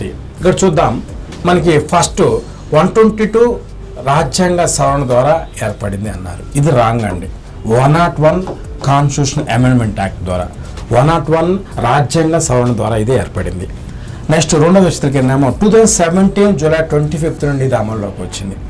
అంటే ఇది కూడా రాంగ్ అండి. ఇది జూలై 1 2017 నుండి అమల్లోకి వచ్చింది అనమాట. మరి నెక్స్ట్ GSTలో కౌన్సిల్ సభ్యులు 33 ఉంటారు. ఎస్, GST కౌన్సిల్లో 33 సభ్యులు ఉంటారు అనమాట. దీంట్లో మనకి చైర్మన్ ఉంటారు, డిప్యూటీ చైర్మన్ ఉంటారు, స్టేట్ మెంబర్స్ కూడా ఉంటారు అనమాట. నెక్స్ట్ మనకి UTI నుండి 3 సభ్యులు పంపబడతారు. ఎస్, UTI నుంచి 3 సభ్యులు ఉంటారు. జనరల్గా యూనియన్ టెరిటరీ అనేది 8 ఉన్నాయి. వాటిలో 3 మాత్రమే, 3 ప్రాంతాల నుంచి 3 మాత్రమే తీసుకుంటారు అనమాట. మరి దీంట్లో ఆన్సర్ వచ్చేది CD అంటే ఆన్సర్ 3 అనేది చెప్పుకుంటాం. ఇక్కడ చూడండి, మన GST అనేది ఏంటో పరిశీలిద్దాం. చూడండి, GST అంటే గూడ్స్ అండ్ సర్వీస్ ట్యాక్స్ అంటాం. వస్తువులు సేవలపై విధించే పన్ను. ఇది కేంద్ర ప్రభుత్వం విధిస్తుంది పరోక్ష పన్ను. భారతదేశంలో ఏ పన్ను నుంచి ఎక్కువ ఆదాయం వస్తుంది అని అంటే అతిపెద్ద పన్ను ఏదంటే జిఎస్టీ అన్నమాట. ఎందుకంటే దీంట్లో 17 రకాల పన్నులు, పరోక్ష పన్నులు జాతీయ స్థాయిలో, రాష్ట్ర స్థాయిలో, స్థానిక ప్రభుత్వాలకు సంబంధించిన పన్నులు కూడా కలిసి ఉంటాయి. ఓకేనండి. నెక్స్ట్ చూడు, ఏ దేశం నుంచి దీన్ని దిగుమతి చేసుకున్నామంటే మన ఫ్రాన్స్ దేశం నుంచి దీన్ని వ్యాట్ ఒకటి, నెక్స్ట్ జిఎస్టీ అనే ఫ్రాన్స్ దేశం నుంచి మనం దిగుమతి చేసుకున్నాం. నెక్స్ట్ దీంట్లో సభ్యులు, దీంట్లో వచ్చేసరికినేమో మనం ఏ అమెండ్మెంట్ యాక్ట్ ద్వారా దీన్ని రూపొందించామంటే 101 అమెండ్మెంట్ యాక్ట్ ద్వారా అన్నమాట. అంటే రాజ్యాంగ సవరణ చట్టం ద్వారా. అంటే రేపు వచ్చే సపోజ్ రేపు పొద్దున కాంగ్రెస్ గవర్నమెంట్ ఏర్పడింది అనుకుందాం, అంటే రాహుల్ గాంధీ ప్రధానమంత్రి కంటే ఇది జిఎస్టీ అనేది బీజేపీ గవర్నమెంట్ ఏర్పడింది కాబట్టి దీన్ని వెంటనే రద్దు చేయడానికి అవకాశం లేదనమాట. ఎందుకు అని అంటే ఇది అంటే సవరణ చట్టం అనమాట. అంటే పార్లమెంట్ ఆమోదంతో ఇది ఏర్పడింది. అంటే ప్లానింగ్ కమిషన్ ఉంది 2014 రద్దు చేశారు, నీతి ఆయోగ్ 2015లో తీసుకుని వచ్చారు. దానికి నెక్స్ట్ ప్లానింగ్ కమిషన్కి అనేది ఏమవుతుందని అంటే దీనికి రాజ్యాంగ భద్రత లేదు, నెక్స్ట్ పార్లమెంట్ చట్టం ద్వారా చట్టబద్ధత లేదు కాబట్టి అది ప్రభుత్వం ఎప్పుడైనా మార్చుకొని కొత్తదాన్ని ఏర్పాటు చేసుకో. దీన్ని మాత్రం జిఎస్టీ అనేది చట్టబద్ధత ఉంది కాబట్టి దీన్ని రద్దు చేయడానికి అవకాశం లేదు అన్నమాట. ఇది దీన్ని ప్రత్యేకమైన అంశంగా మనం గుర్తుపెట్టుకుంటాం. ఇక్కడ చూడండి, జిఎస్టీ కౌన్సిల్లో ఎవరు? జిఎస్టీ కౌన్సిల్కి నిర్మలా సీతారామన్ అంటే ఫైనాన్స్ మినిస్టర్ అని చైర్మన్గా ఉంటారు. వేరే వాళ్ళు ఇంకొక అతను డిప్యూటీ చైర్మన్గా ఉంటారు. దాంట్లో సభ్యులు ఎంతమంది ఉంటారంటే మొత్తం 33 మంది సభ్యులు ఉంటారు. అది కేంద్ర ప్రభుత్వానికి చెందిన వాళ్ళు కావచ్చు, రాష్ట్ర ప్రభుత్వానికి చెందిన వాళ్ళు కావచ్చు, ఇక్కడ 12th question, match the following, కింద వాటిని జతపరచాలన్నారు. ఇక్కడేమో జిఎస్టీ స్లాబ్స్ ఇవ్వటం జరిగింది, ఓ పక్కనేమో వస్తువులు సేవలు అంటే గూడ్స్ అండ్ సర్వీసెస్ అని అంట అనమాట. ఇక్కడ పర్సంటేజ్ అనేది ఇవ్వటం జరిగింది. 28% అనేది మేకప్ కిట్స్ అనమాట. అంటే ఆడవాళ్ళు వాడే మేకప్ కిట్స్ మీద 28% విధిస్తూ ఉంటారు. నెక్స్ట్ 18% వస్తువులకినేమో ఇక్కడ మనకి కోచింగ్ ఇన్స్టిట్యూట్స్ మీద అంటే సేవల మీద టీచింగ్ ఎడ్యుకేషన్ సంబంధించిన 18% విధిస్తూ ఉంటారు. గోల్డ్ మేకింగ్ ఛార్జెస్ అనేది 5%, టెక్స్టైల్ అనేది 12%. మరి ఇక్కడ ఆన్సర్ వచ్చేసరికినేమో ఏగా చెప్పుకుంటాం అనమాట. ఇక్కడ చూడండి, మనకి జిఎస్టీ స్లాబ్స్ అనేది ఎన్ని స్లాబ్స్ ఉన్నాయని పరిశీలిద్దాము. దానికి సంబంధించిన అంశాలు మనం చూద్దాం. ఇక్కడ ఫస్ట్ మనకి 0% ఒకటి ఉందండి. రెండో దశలకినేమో మనకి 0.25% జిఎస్టీ ఉంది. మూడో దశలకినేమో మనకి 1.5% జిఎస్టీ ఉంది. మరి నాలుగో దశలకినేమో 3% జిఎస్టీ ఉంది. నెక్స్ట్ 5 వచ్చేసరికినేమో 5%, తర్వాత 6th వచ్చేసరికినేమో 12%, 7th వచ్చేసరికినేమో 18%, and 8th one వచ్చేసరికినేమో 28% అనమాట. ఇట్లా 0 నుంచి 28% వరకు జిఎస్టీ స్లాబ్స్ అనేది ఉన్నాయి. అంటే మొత్తం కలిసి 8 రకాలుగా ఉన్నాయి. ఓకే, వీటిలో ముఖ్యమైనది ఏంటంటే మనకి 5%, తర్వాత 12, 18, తర్వాత 0, ఇట్లా 4 అనేది ఇంపార్టెంట్గా మనం చెప్పుకుంటాం. ఎనివే జిఎస్టీలో అతి తక్కువ జిఎస్టీ అంటే 0%. 0% అంటే నిత్యావసర వస్తువులు అనమాట. పాలు, పెరుగు, చికెన్, మటన్, ఎగ్స్, వీటిని రైస్, వీటి మీద అనేది నిత్యావసర వస్తువులు అనమాట. వీటి మీద జిఎస్టీ విధించరు. అంటే ప్రభుత్వం మరి 0% ఎందుకు చెప్తున్నారు అంటే ప్రభుత్వం ఒక మెసేజ్ ఇవ్వాలనుకోండి. అంటే ప్రజలు వాటి నిత్యావసర వస్తువుల మీద మేము పన్ను విధించట్లేదు ఒక మెసేజ్ ఇవ్వడం కోసం 0% అని పెట్టారనమాట. ఓకే, తర్వాత అతి తక్కువ ఏంటంటే 0.25 అని చెప్పుకుంటాం. ఓకే అండి. నెక్స్ట్ అతి పెద్దది ఏది అని అంటే 28% అనేది హైయెస్ట్ జిఎస్టీ అనమాట. అంటే నిత్యావసరం మనకి చూడండి, మనకి కన్జ్యూమర్ డ్యూరబుల్ గూడ్స్లో మనకి లగ్జరీ గూడ్స్ ఉంటాయి. లగ్జరీ గూడ్స్ రిచ్ ఐటమ్స్ అనమాట. Air conditions, washing machines, fridges, 32 inches దాటినటువంటి టీవీలు అనేది చెప్పుకుంటాం. వీటి మీద విలాసవంతమైన, మనకు ఒక చిన్న వర్డ్లో చెప్పాలంటే విలాసవంతమైన వస్తువుల మీద 28% అంటే అత్యధికంగా జిఎస్టీ అనేది విధిస్తాం. అంటే ధనిక వర్గం మీద వేస్తున్నారు అని అర్థం అనమాట. రెండో దశలకినేమో 28% అనేది ఆరోగ్యానికి హాని కలిగించే వస్తువుల మీద కూడా జిఎస్టీ విధిస్తుంటారు.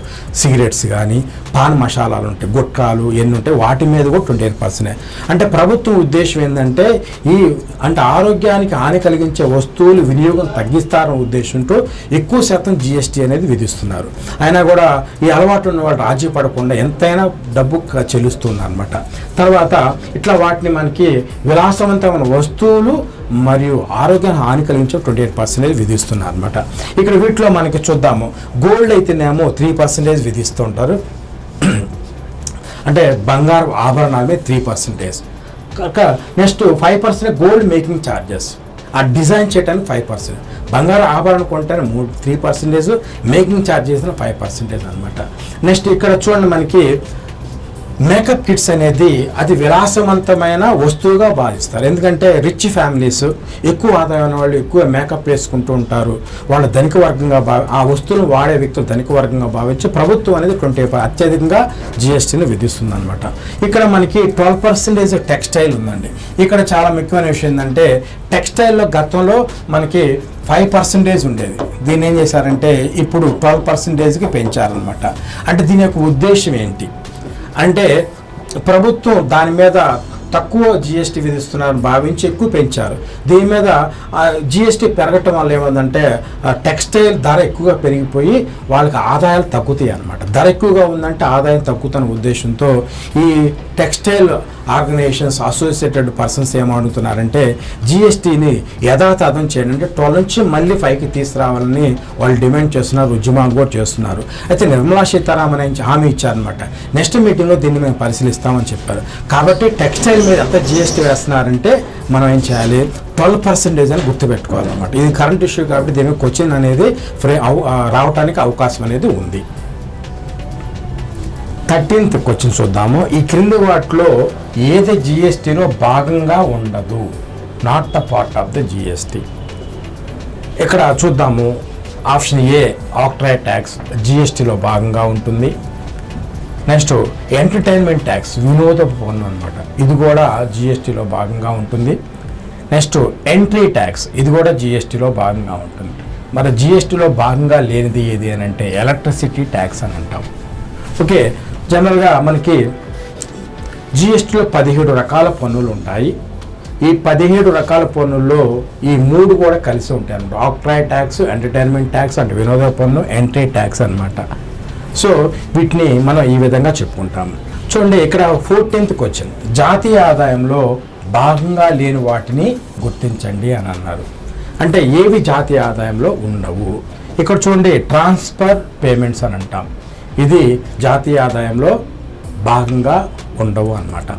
అంటే నెక్స్ట్ అంటే ఇది జాతీయ ఆదాయంలో భాగంగా ఉండదు. నెక్స్ట్ హౌస్ వైఫ్ సర్వీసెస్, ఇది కూడా జాతీయ ఆదాయంలో భాగంగా ఉండవు. అంటే హౌస్ వైఫ్ సర్వీసెస్ అని అంటే మనకి గృహిణీ సేవలు అని అంటాం. నెక్స్ట్ పోలీస్ యూనిఫామ్, ఇది జాతీయ ఆదాయంలో భాగంగా ఉంటుంది. సెల్ఫ్ కన్జంప్షన్, స్వయం వినియోగం అన్నమాట, ఇది కూడా జాతీయ ఆదాయంలో భాగంగా ఉంటుంది.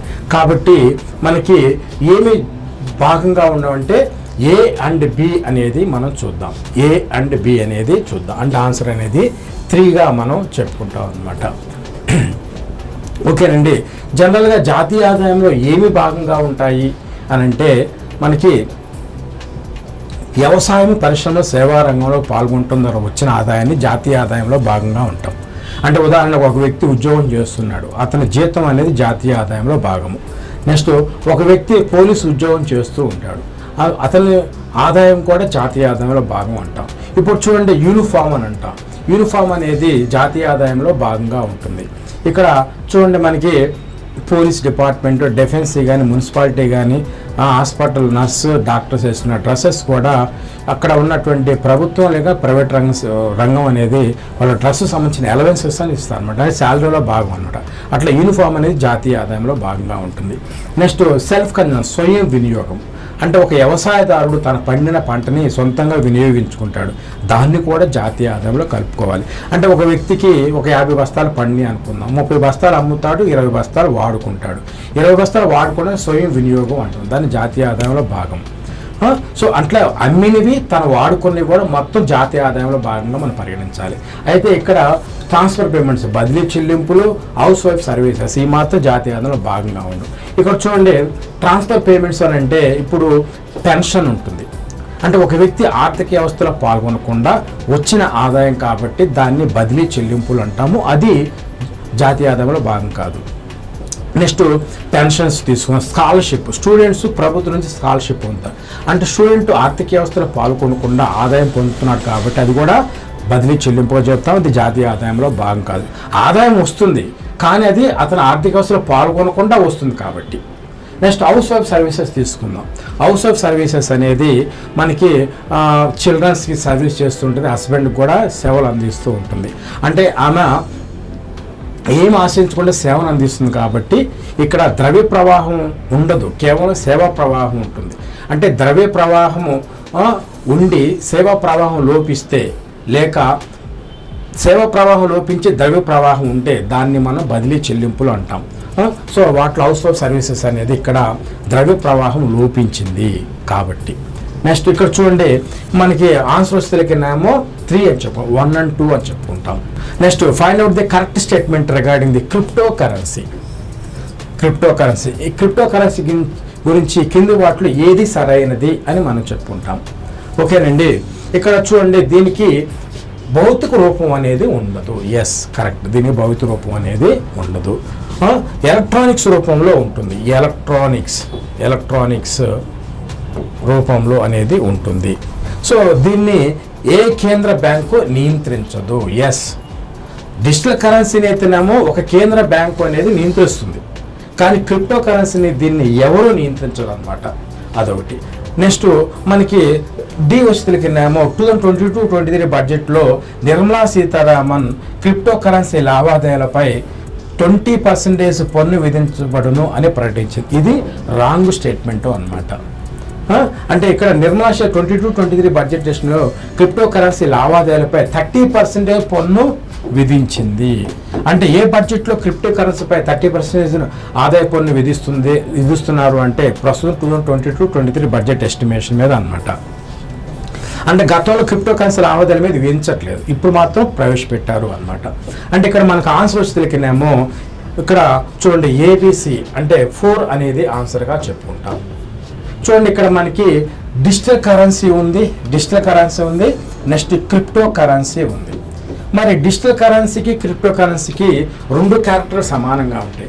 డిజిటల్ కరెన్సీకి అయితే భౌతిక రూపం ఉండదు, క్రిప్టో కరెన్సీ కూడా భౌతిక రూపం ఉండదు. మరి next digital currency, crypto 2 electronics రూపంలో ఉంటాయి. ఒక సెల్ ద్వారా కానీ ఒక ల్యాప్టాప్ ద్వారా కానీ మనం ఉపయోగిస్తాం అనమాట డిజిటల్ కరెన్సీ కానీ క్రిప్టో కరెన్సీని. కానీ రెండింటికి తేడా ఏంటంటే డిజిటల్ కరెన్సీ ఒక కేంద్ర బ్యాంకు నియంత్రిస్తుంది, క్రిప్టో కరెన్సీని ఏ బ్యాంకు నియంత్రించదు అనమాట. అంటే ఏ బ్యాంకు నియంత్రణ. సపోజ్ మీరు బిట్ కాయిన్లో డబ్బులు పెట్టారు, డబ్బులు పోయినాయి. మరి డబ్బులు పోయినప్పుడు దేని మీద కేసేస్తారు, ఏ సంస్థ మీద అంటే దీనికి ఆన్సర్ అనేది ఉండదు అనమాట. అందువల్ల క్రిప్టో కరెన్సీని బ్యాడ్ కరెన్సీ అని అంటుంటారు. చాలామంది డబ్బులు పోగొట్టుకొని క్రిప్టో కరెన్సీలో ఆత్మహత్యలు చేసుకున్నారు. కుటుంబాలు ఆర్థికంగా చిన్నాభిన్నవుతున్నాయని ప్రభుత్వం భావించేసి వీటి నుంచి దూరంగా ఉండటం కోసం 30% ఆదాయ పన్ను అనేది విధించడం ప్రారంభించారు ఈ బడ్జెట్ ఎస్టిమేషన్లో. ఇది అన్నమాట క్రిప్టో కరెన్సీ అనేది. సో ప్రభుత్వం మనకి భారతదేశంలో క్రిప్టో కరెన్సీ చట్టబద్ధత అనేది లేదు అన్నమాట. ఇది కేవలము దీనికి సంబంధించిన చట్టబద్ధత అనే అంశము పార్లమెంట్ దశలోనే ఉంది, ఇది ఇంకా చట్టం అనేది కాలేదు అన్నమాట. ఓకేనండి. సో అందువల్ల క్రిప్టో కరెన్సీ అనేది బ్యాడ్ కరెన్సీ అని అంటారు. ఇది మంచి కరెన్సీ కాదు, చెడు ద్రవ్యము అని భావిస్తూ ఉంటారు అనమాట. ఈ క్రింది ప్రణాళికల్లో ఏ ప్రణాళిక ముందుగానే రద్దు చేయబడ్డారు? So find out the plans which are terminate before its expiry period. So అంటే మనకి ఇక్కడ చూద్దాం, ABCDలో బి వస్తువులకేమో మనకి 510 ఇచ్చారు, సి వస్తువులకేమో 512 ఇచ్చారు. సి అనేది ఆన్సర్గా చెప్పుకుంటాం. 5వ ప్రణాళిక మరియు 12వ ప్రణాళిక ముందుగానే రద్దు చేయడం జరిగింది. మొత్తం 12 ప్రణాళికలు ఉంటే వీటిలో 2 మాత్రం ఏంటి, ఒకటి 5, రెండోది 12. ఇక్కడ చూద్దాము, 5 వస్తువులకేమో 1974 to 1979 ఇది మనకి 5th ప్లాను అని అంటాము. సో 5th ప్లాను అనేది పేదరిక నిర్మూలన అనేది లక్ష్యంగా పనిచేసింది. ఇందిరాగాంధీ ఈ ప్రణాళికల్ని ప్రారంభించింది అనమాట. అప్పుడు చైర్మన్గా ఉన్నారు. అయితే ఇందిరాగాంధీ నేషనల్ ఎమర్జెన్సీ పెట్టడం వల్ల ఆటోమేటిక్గా మనకి నెక్స్ట్ ఎలక్షన్స్ 1977లో ఎలక్షన్స్ జరిగినాయి. 1977లో జనతా పార్టీ అనేది అధికారంలోకి వచ్చింది. జనతా పార్టీ అధికారంలో రావటం వల్ల నెక్స్ట్ వాళ్ళు ఏం చేశారంటే ఈ మనకి ఫిఫ్త్ ప్లాన్ ఎప్పుడు దాకా ఉంది 79 వరకు. అయితే వీళ్ళు 78లోనే రద్దు చేయడం జరిగింది. 78లో రద్దు చేసి నిరంతర ప్రణాళికలను ప్రవేశపెట్టారు. నిరంతర ప్రణాళికలు అని ప్రవేశపెట్టారు. దీన్ని రోలింగ్ ప్లాన్స్ అని అంటారు. రోలింగ్ ప్లాన్స్ అన్నమాట. ఇది 1978లో భారతదేశంలో జనతా పార్టీ మొరార్జీ దేశాయ్ ప్రభుత్వం అనేది ప్రవేశపెట్టింది. సరే, దీన్ని ఈ నిరంతర ప్రణాళికలు మనం ఏ దేశం నుంచి దిగుమతి చేసుకున్నామంటే నెదర్లాండ్లో దీన్ని ప్రవేశపెట్టారు. సక్సెస్ఫుల్ మాత్రం వస్తున్నకేమో జపాను. అయితే నెదర్లాండ్ నుంచి మనం దిగుమతి చేసుకున్నాం. ఈ రోలింగ్ ప్లాన్స్ గురించి ఏ బుక్లో ఏ గ్రంథంలో డిస్కస్ చేయబడిందంటే ఏషియన్ డ్రామా అనే ఒక బుక్ ఉందండి. ఏషియన్ డ్రామా అనే బుక్ గుర్నాల్ మిర్దాల్ అనే వ్యక్తి రాశాడనమాట. గుర్నాల్ మిర్దాల్. సో ఈ వ్యక్తి రాసిన గ్రంథం పేరేంది అని అంటే మిర్దాల్. ఆయన ఏషియన్ డ్రామా, దీంట్లో రోలింగ్ ప్లాన్స్ అంటే నిరంతర ప్రణాళికల గురించి డిస్కస్ చేయడం జరిగింది. సో ఎనీవే, ఈ ఏషియన్ డ్రామా బుక్లో మనకి నిరంతర ప్రణాళిక గురించి డిస్కస్ చేయబడింది. నెదర్లాండ్ నుంచి దిగుమతి చేసుకున్నాము. దీన్ని భారతదేశంలో ఎవరు ప్రవేశపెట్టారు అంటే జనతా పార్టీ ప్రవేశపెట్టింది. అంటే ఈయన లకడవాలా అనే వ్యక్తి దీన్ని భారతదేశంలో ప్రవేశపెట్టారనమాట. తర్వాత మళ్ళీ మనకి నెక్స్ట్ 1980 ఎలక్షన్ జరిగి ఇందిరాగాంధీ అధికారంలోకి వచ్చింది. వెంటనే మళ్ళీ 6th ప్లాన్ ప్రారంభించారు. కాబట్టి ఇది ఎప్పుడు ఒకసారి అనేది ఒక సంవత్సరం ముందే రద్దు చేశారు. అంటే 78లో 79లో టర్మినేట్ కావాల్సి 78లో రద్దు చేయడం జరిగింది. తర్వాత నెక్స్ట్ రెండోసారి ఎప్పుడు జరిగింది అని అంటే 12th ప్లాన్. అంటే 2012 to 2017 అనేది 12th ప్లాన్ అని చెప్పుకుంటాం. ఇది 2000 మనకి ముందుగానే రద్దు చేయడం జరిగింది. 2 years ముందుగానే రద్దు చేయడం జరిగింది. ఎందుకు రద్దు చేశారంటే మోడీ గవర్నమెంట్ అధికారంలోకి వచ్చిన తర్వాత ఫస్ట్ చేసిన పని ఏంటంటే ప్రణాళికలు రద్దు చేస్తున్నామని ప్రకటించారన్నమాట. నీతి ఆయోగ్ను ప్రవేశపెడుతున్నాము, ప్రణాళిక సంఘాన్ని రద్దు చేయబోతున్నామని ప్రకటించారనమాట. ఇది బీజేపీ గవర్నమెంట్ సెకండ్ టైంలో జరిగింది. కాబట్టి మనకి 5th plan and 12th plan అనేది ముందుగానే రద్దు చేయబడ్డాయి. మరి రద్దు చేయడం ఎంత ఈజీగా రద్దు చేయగలిగారు అని అంటే దీనికి రాజ్యాంగ పద్ధతి లేదు, ప్రణాళికలకి. తర్వాతనేమో పార్లమెంట్ చట్టబద్ధత లేదు, రాజ్యాంగ బద్ధత లేదు. దీని ప్రణాళిక సంఘం రద్దు చేయడానికి ఇది కేవలం అంటే దీనికి రాజ్యాంగ పద్ధతి లేదు, తర్వాత చట్టబద్ధత లేదు. కేవలం ప్రభుత్వ జీవోతో గవర్నమెంట్ ఆర్డర్తో ఏర్పడింది అనమాట. రేపొద్దున మనకి రాజీవ్ గాంధీ కొడుకు అయినటువంటి ఈయన రాహుల్ గాంధీ ప్రధానమంత్రి అయ్యాడనుకోండి, అంటే కాంగ్రెస్ అధికారంలోకి వచ్చిన వెంటనే మళ్ళీ plans 13th fire plan start చేయడానికి అవకాశం ఉంది. అదే కానీ జిఎస్టీ అనుకోండి, దాని చట్టబద్ధత దాన్ని రద్దు చేయడం ప్లానింగ్ కమిషన్ కాబట్టి రద్దు చేయడం జరిగిందనమాట. మ్యాచ్ ద ఫాలోయింగ్, ఈ కింద వాటిని జతపరచండి. ఓ పక్కనేమో ప్లాన్స్ ఇచ్చారు, రెండో పక్కనేమో వాటి లక్ష్యాలు ఇచ్చారనమాట. వాటిని మనం పరిశీలిద్దాం.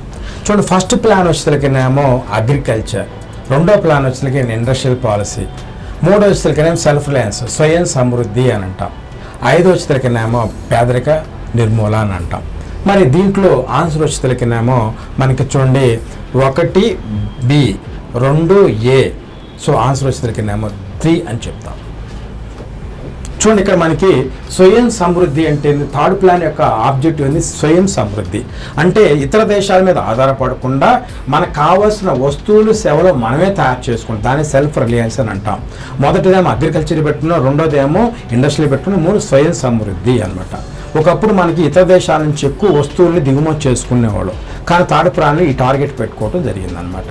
సో ఇక్కడ మనకి 5th ప్లాన్ పావర్టీ రిమూవల్ అని అంటాం. ఓకేనండి. సో ఇట్లా మీకు ప్లాన్స్ యొక్క ఆబ్జెక్టివ్స్ అని గుర్తుపెట్టుకోవాలి. ఏ ప్లాన్ ఎప్పుడు ఏర్పడిందని గుర్తుపెట్టుకుంటే దీని క్వశ్చన్స్ వస్తే ఈజీగా ఆన్సర్ చేయడానికి అవకాశం ఉంది. ఇక్కడ చూడండి, కింద వాటిని జతపరచమన్నారు. ఇక్కడ ప్రత్యక్ష పన్నులు, పరోక్ష పన్నులు, పన్నేతర ఆదాయం అనే ఒక సైడ్ ఇచ్చారు, పన్ను రకాలు అనేది ఇచ్చారు. వీటిని మనం జతపరుద్దాం. ఇక్కడ చూడండి, మనకి ప్రత్యక్ష పన్ను ఏంటి? బహుమతి పన్నుని మనం ప్రత్యక్ష పన్ను అని అంటాం. ఓకేనండి. నెక్స్ట్ ఇండైరెక్ట్ ట్యాక్సెస్, పరోక్ష పన్ను కస్టమ్ డ్యూటీ అనమాట. పన్నేతర ఆదాయం ఎస్టీట్స్ అని అంటాం. తర్వాతనేమో tax by the local government, స్థానిక ప్రభుత్వాలు విధించే పన్నుల్ని మనం ఆక్ట్రాయ్ అని అంటాము, ఆక్ట్రాయ్ అని అంటాం అనమాట. సో ఇక్కడ మనకి ఆన్సర్ వచ్చేసరికినేమో ఏగా మనం చెప్పుకుంటాం. ఇక్కడ చూడండి, ప్రత్యక్ష పన్నులు ఉండే పరోక్ష పన్నులు. మనకి ప్రభుత్వానికి ఆదాయం ఎలా వస్తుంది? ప్రభుత్వానికి ప్రభుత్వానికి ఆదాయం అనేది మనకి 2 మార్గాల్లో వస్తుంది. ఒకటి పన్ను ఆదాయము. ఆదాయం అనేది పన్ను ఆదాయము. 2 పన్నేతర ఆదాయము అని చెప్పుకుంటాం. పన్నేతర ఆదాయం అన్నమాట. అంటే ప్రభుత్వానికి ఆదాయం పన్ను ఆదాయం ఉంటుంది, పన్నేతర ఆదాయం, tax revenue, non tax revenue అంటాం. పన్ను అంటే ప్రత్యక్ష పన్నులు, మరో పరోక్ష పన్నులు, డైరెక్ట్ ట్యాక్సెస్, ఇండైరెక్ట్ ట్యాక్సెస్ అంటాం. పన్నేతర అంటే పన్ను కాకుండా ఇతర మార్గాల ద్వారా అనమాట. అయితే ప్రత్యక్ష పన్నులు అంటే ఏంది అంటే వ్యక్తుల జీతాల మీద, కంపెనీ ఆదాయాల మీద, నెక్స్ట్ బహుమతి గ్రహీతల మీద కేంద్ర ప్రభుత్వం ప్రత్యక్ష పన్నులు విధిస్తుంది. ఉదాహరణకు వస్తేకైనా బహుమతి పన్ను తీసుకుందాం. బహుమతి గ్రహీత మీద కేంద్ర ప్రభుత్వం ఆదాయ పన్ను విధిస్తుంది అనమాట. ఓకే, బహుమతి పన్ను ఆదాయ పన్నులో భాగం. దీన్ని ప్రత్యక్ష పన్నుకు ఉదాహరణగా చెప్పుకుంటాం. నెక్స్ట్ పరోక్ష పన్నులు, వస్తువులు సేవలు మీద విధించే పన్నుల్ని మనం ఏమంటాము, మనకి పరోక్ష పన్నులు. మనకి కస్టమ్ డ్యూటీ, వస్తువులు ఎగుమతులు దిగుమతుల మీద కేంద్ర ప్రభుత్వం విధించేదాన్నే మనం కస్టమ్ డ్యూటీ అని అంటాం. నెక్స్ట్ పన్నేతర ఆదాయం. పన్నేతర ఆదాయం అంటే పన్ను కాకుండా ఇతర మార్గాల్లో వచ్చేది. ఉదాహరణకు వస్తేనేమో ఎస్టేట్స్ అని అంటాం. ఎస్టేట్స్ అని అంటే ఏంది అంటే మాకు ఒక వ్యక్తి వీలునామా రాయకుండా వారసులు లేకుండా చనిపోయారనుకోండి. సో ప్రభుత్వం ఏం చేస్తుందంటే వారి ఆస్తులను ఎస్టేట్స్ అనే పేరు మీద స్వాధీనం చేసుకుంటుంది అనమాట. అట్లా స్వాధీనం చేసుకున్న సంపదని ప్రభుత్వం పన్నేతర ఆదాయంగా భావిస్తుంది అనమాట. ఒక వ్యక్తి 100 కోట్ల ఆస్తి ఉంది, అతనికి వారసులు లేరు, వీలునామా రాలేదు, సడన్గా హార్ట్ అటాక్ చనిపోయాడు అనుకున్నాం. మరి అతని ఆదాయం, అతని యొక్క సంపదని ఎవరు తీసుకుంటారు? ప్రభుత్వం తీసుకుంటే ఏ పేరు మీద ఎస్టేట్స్ అదే పన్నేతర ఆదాయం అనుకుంటా అనమాట. ఓకేనండి. అయితే పన్ను ఆదాయం అనేది ఎక్కువగా ఉంటుంది ప్రభుత్వానికి, పన్నేతర ఆదాయం చాలా తక్కువగా ఉంటుంది అనమాట. నెక్స్ట్ ఇక్కడ చూడండి, భారతదేశం విదేశీ వ్యాపారంలో ఏ దేశాలతో అధికంగా సంబంధాలు కలవు అనేది మనం పరిశీలిద్దాం. అంటే India as a trade relation with other countries, ఏ కంట్రీస్లో అత్యధికంగా ఉంటుంది అనేది చూద్దాం. ఇక్కడ చైనా ఇచ్చాడు, యుఏ ఇచ్చాడు, యుఎస్ఏ. బి వచ్చేసరికేమో చైనా, రష్యా, సింగపూర్. సి వచ్చేసరికి యుఎస్ఏ, స్విట్జర్లాండ్, పాకిస్తాన్. డి వచ్చేసరికి చైనా, సింగపూర్, ఇండోనేషియా. వీటిలో ఆన్సర్ వచ్చేసరికినేమో ఏగా మనం చెప్పుకుంటాం. మనం చూడండి, ఎక్కువగా ఏ దేశాల నుంచి వస్తువులను దిగుమతి చేసుకుంటాము అంటే చైనా నుంచి అత్యధికంగా వస్తువులను దిగుమతి చేసుకుంటాం. తర్వాత ఏ దేశం నుంచి ఎక్కువగా దిగుమతులు చేస్తామంటే యుఏఈ సెకండ్ ప్లేస్ ఉంటుంది అనమాట. ఎక్కువగా మనం ఏ దేశానికి ఎక్కువగా ఎగుమతులు చేస్తున్నామంటే అమెరికాకి, ఎక్కువగా ఏ దేశం నుంచి దిగుమతి చేస్తున్నామంటే చైనాకి. అట్లా దిగుమతుల్లో మనకి ఎక్కువగా యుఏతో కూడా కాంట్రాక్ట్స్ ఉన్నారు. కాబట్టి మనకి చైనా, యుఏఈ, యుఎస్తో ఎక్కువగా దిగుమతులు కలిగి ఉన్నాయని మనం చెప్పుకుంటాం అనమాట. 20 క్వశ్చన్ మనం పరిశీలిద్దాం. దీంట్లో కింది వాటిలో ఏది సరైనది అన్నారు. Which statement is the correct in the given following అని అన్నారు. అంటే ఇక్కడ చూడండి, హరిత విప్లవం 1966-67లో వార్షిక ప్రణాళికలో ప్రవేశపెట్టారన్నారు. ఎస్, ఇది కరెక్ట్. 1966లో వార్షిక ప్రణాళికని భారతదేశంలో ప్రవేశపెట్టారు అనమాట.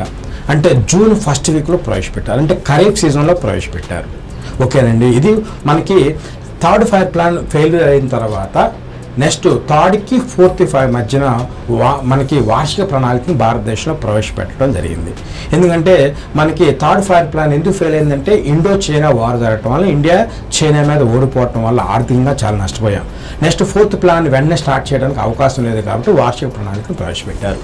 ఓకేనండి. నెక్స్ట్ నార్మన్ బోర్లాంగ్ మరియు ఎస్ విలియం గాండ్ అనేది మెక్సికో దేశానికి చెందినవారు అన్నారు. కాదండి, ఈయన వచ్చేసరికినేమో Norman Borlaug, S William Gaud అనేది వీళ్ళు అమెరికా పౌరులుగా పరిగణిస్తారు. They are citizens of the America only. దీని ఆల్రెడీ క్వశ్చన్ ఒకసారి అడిగారు అనమాట. ఏంటంటే నార్మన్ బోర్లాంగ్, ఎస్ విలియం గాండ్ ఏ దేశానికి చెందిన వ్యక్తులు ఇచ్చారు.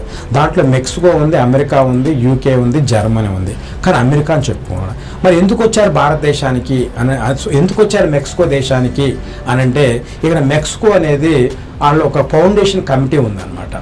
సో రాక్ ఫెల్లర్ ఫౌండేషన్ కమిటీ అని ఉంటుంది. దాంట్లో వీళ్ళు జాయిన్ అయిపోయి రీసెర్చ్ చేసి అధిక దిగుబడి విత్తనాలను తయారు చేశారు అనమాట.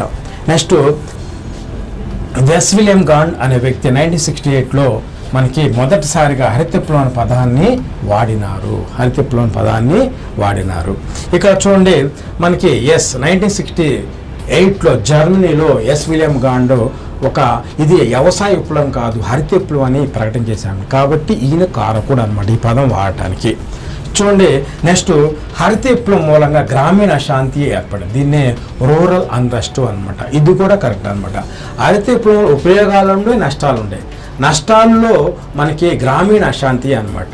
అంటే భూస్వాములకి వ్యవసాయ కూలీలు నెక్స్ట్ కౌలుదారుల మధ్య ఒక అగాధం ఏర్పడింది అనమాట. మనకి భూస్వాములు మనకి కూలీలు అంటే వీళ్ళకి కౌలుదారులకి భూమి ఇచ్చేసి పంటను పండిస్తూ ఉండేవాళ్ళు. ఎప్పుడైతే పంట అంటే ఎక్కువగా దిగుబడి వస్తుందో అప్పుడు వెంటనే కౌలుదారులను రద్దు చేసి పారేసి భూస్వాములే వాళ్ళు వ్యవసాయదారులుగా మారారు. ఇక్కడ వ్యవసాయదారులు కాస్త వ్యవసాయ కూలీలుగా మారారు. కాబట్టి వీళ్ళ మధ్య గ్రామీణ అశాంతి అనేది, ఈ గ్రామీణ అశాంతి అనేది నక్సలిజం ఏర్పడటానికి ఒక ప్రధాన కారణంగా చెప్పుకుంటాం అనమాట. సో ఇక్కడ ఆన్సర్ వచ్చేసరికినేమో ఏసిడి. ఇక్కడ చూడండి ఏసిడి ఆన్సర్ వచ్చేసరికినేమో డిగా చెప్పుకుంటాము. నెక్స్ట్ ఇక్కడ చూడండి వీటిని జతపరచండి అన్నారు. మనకి 2016 నవంబర్ 8న మనకి 100 రూపాయల పైన ద్రవ్యాన్ని రద్దు చేశారు. తర్వాత అప్పుడు మనకి 500 రూపీస్ 2000 రూపీస్ కొత్త కరెన్సీ అనేది మార్కెట్లో ఏర్పడింది అనమాట. అయితే దీని మీద మనకి 20 రకాల సింబల్స్ అనేవి ఉన్నాయి అనమాట, గుర్తులు ఉన్నాయి. వాటిని మనం పరిశీలిద్దాం. ఇండియన్ కరెన్సీ మీద ఎటువంటి గుర్తులు ఉన్నాయని మనం పరిశీలిద్దాం. ఇక్కడ చూడండి 100 రూపాయల మీద రాణికా వావ్ అనే ఒకటి ఉంటుంది అనమాట. సో దాన్ని ముద్రించారు. 200 రూపాయల వచ్చేసరికినేమో సాంచి స్తూపం అనేది ముద్రించారు అనమాట. నెక్స్ట్ 500 రూపీస్ వచ్చేసరికినేమో రెడ్ ఫోర్ట్, మనకి 2000 రూపీస్ మంగళయాన్ అనమాట. సో ఇక్కడ మనకి ఆన్సర్ వచ్చేసరికినేమో 2గా మనం భావిస్తాము. చూడండి ఇక్కడ 5 రూపీస్కి వచ్చేసరికినేమో మనకి ఏ సింబల్ ఉంటుంది అని అంటే ట్రాక్టర్ అనమాట. వ్యవసాయ అభివృద్ధికి ట్రాక్టర్ని వాడతాం కాబట్టి 5 రూపీస్ మీద మనకి ఏది వాడుతున్నాము అని అంటే ట్రాక్టర్ వాడతాం. అదే 10 రూపీస్ మీద దేన్ని వాడతాము అని అంటే మనకి చూడండి మనకి కోనార్క్ టెంపుల్ 10 రూపీస్ మీద కోనార్క్ టెంపుల్ అంటే దాని సన్ టెంపుల్ పూరి ఒరిస్సాలో ఉంటుంది, దాని సింబల్గా ఉంటుంది. నెక్స్ట్ 10 రూపాయల తర్వాత 20 రూపాయలు అయితే దేని మీద ఉంటుంది, ఏ సింబల్ ఉంటుందంటే మనకి ఎల్లోరా కేవ్స్ అనేది దాంట్లో ఉంటుంది అనమాట. 50 రూపీస్ మీద మనకి Vijayanagaram capital Hampi with chariot అనమాట. హంపి అనేది క్యాపిటల్గా ఉంది విజయనగరం సామ్రాజ్యానికి. దాన్ని మనం 100 రూపాయలకు వచ్చిన రాణికా వావ్ అంటే అండర్ గ్రౌండ్ స్విమ్మింగ్ పూల్ అనమాట. ఇది 7th floor under ground swimming pool అని అంటాము. ఇప్పుడు గుజరాత్ సోలంకి రాజులు గుజరాత్లో దీన్ని కన్స్ట్రక్షన్ చేశారు అనమాట. ఇప్పుడు కూడా మనకి చాలా ఇంపార్టెంట్ మాన్యుమెంట్గా మనం చెప్పుకుంటాము. తర్వాత వచ్చిన 500 రూపీస్ వచ్చేసరికినేమో రెడ్ ఫోర్ట్. అండ్ రెడ్ ఫోర్ట్లో prime minister of India on the occasion of August 15న ఆయన ఒక స్పీచ్ ఇస్తుంటారు ప్రతి సంవత్సరం. దీన్ని రెడ్ ఫోర్ట్ అనేది షాజహాన్ నిర్మించాడు. ఈ రెడ్ ఫోర్ట్ అనేది symbol for the nation art, అందువల్ల దీన్ని 500 రూపీస్ ముద్రించడం జరిగింది. నెక్స్ట్ మనకి ఇక్కడ 2000 రూపీస్ మంగళయాన్ అనమాట. అంటే మార్స్ మీద ర్యాకెట్ పంపించి అంటే ఒక మనకి ఏం చేస్తాము, ఇక్కడ శాటిలైట్ని లాంచ్ చేస్తాము రాకెట్ ద్వారా. ఇది సైన్స్ అండ్ టెక్నాలజీ డెవలప్మెంట్గా చెప్పుకుంటాం. అంటే క్రోజన్కి ఇంజన్ కావాలి మార్స్ ప్లానెట్ మీదకి వెళ్ళటానికి. తర్వాత ఏమో దానికి హైడ్రోజన్ ఆక్సిజన్ లో టెంపరేచర్లో తయారు చేసుకొని దాన్ని ఫ్యూయల్గా వాడతారు అనమాట, దాన్ని ఇంధనంగా వాడతారు. ఇవన్నీ క్రోజన్కి ఇంజన్ వాడటము, ఇంధనాన్ని తయారు చేసుకోవటం అని అంటే చాలా కష్టమైన పని. కాబట్టి ఒకప్పుడు మన ఇతర దేశాలను దిగుమతి చేసుకుంటూ ఉండేవాడు. ప్రస్తుతం మనం స్వయంగా డెవలప్ చేసుకున్నాం. దీన్నే development of science and technology. 2000 పెద్ద నోటు కాబట్టి మన డెవలప్మెంట్ ఆఫ్ సైన్స్ అండ్ టెక్నాలజీని రిఫ్లెక్షన్గా పెట్టుకున్నాం అనమాట.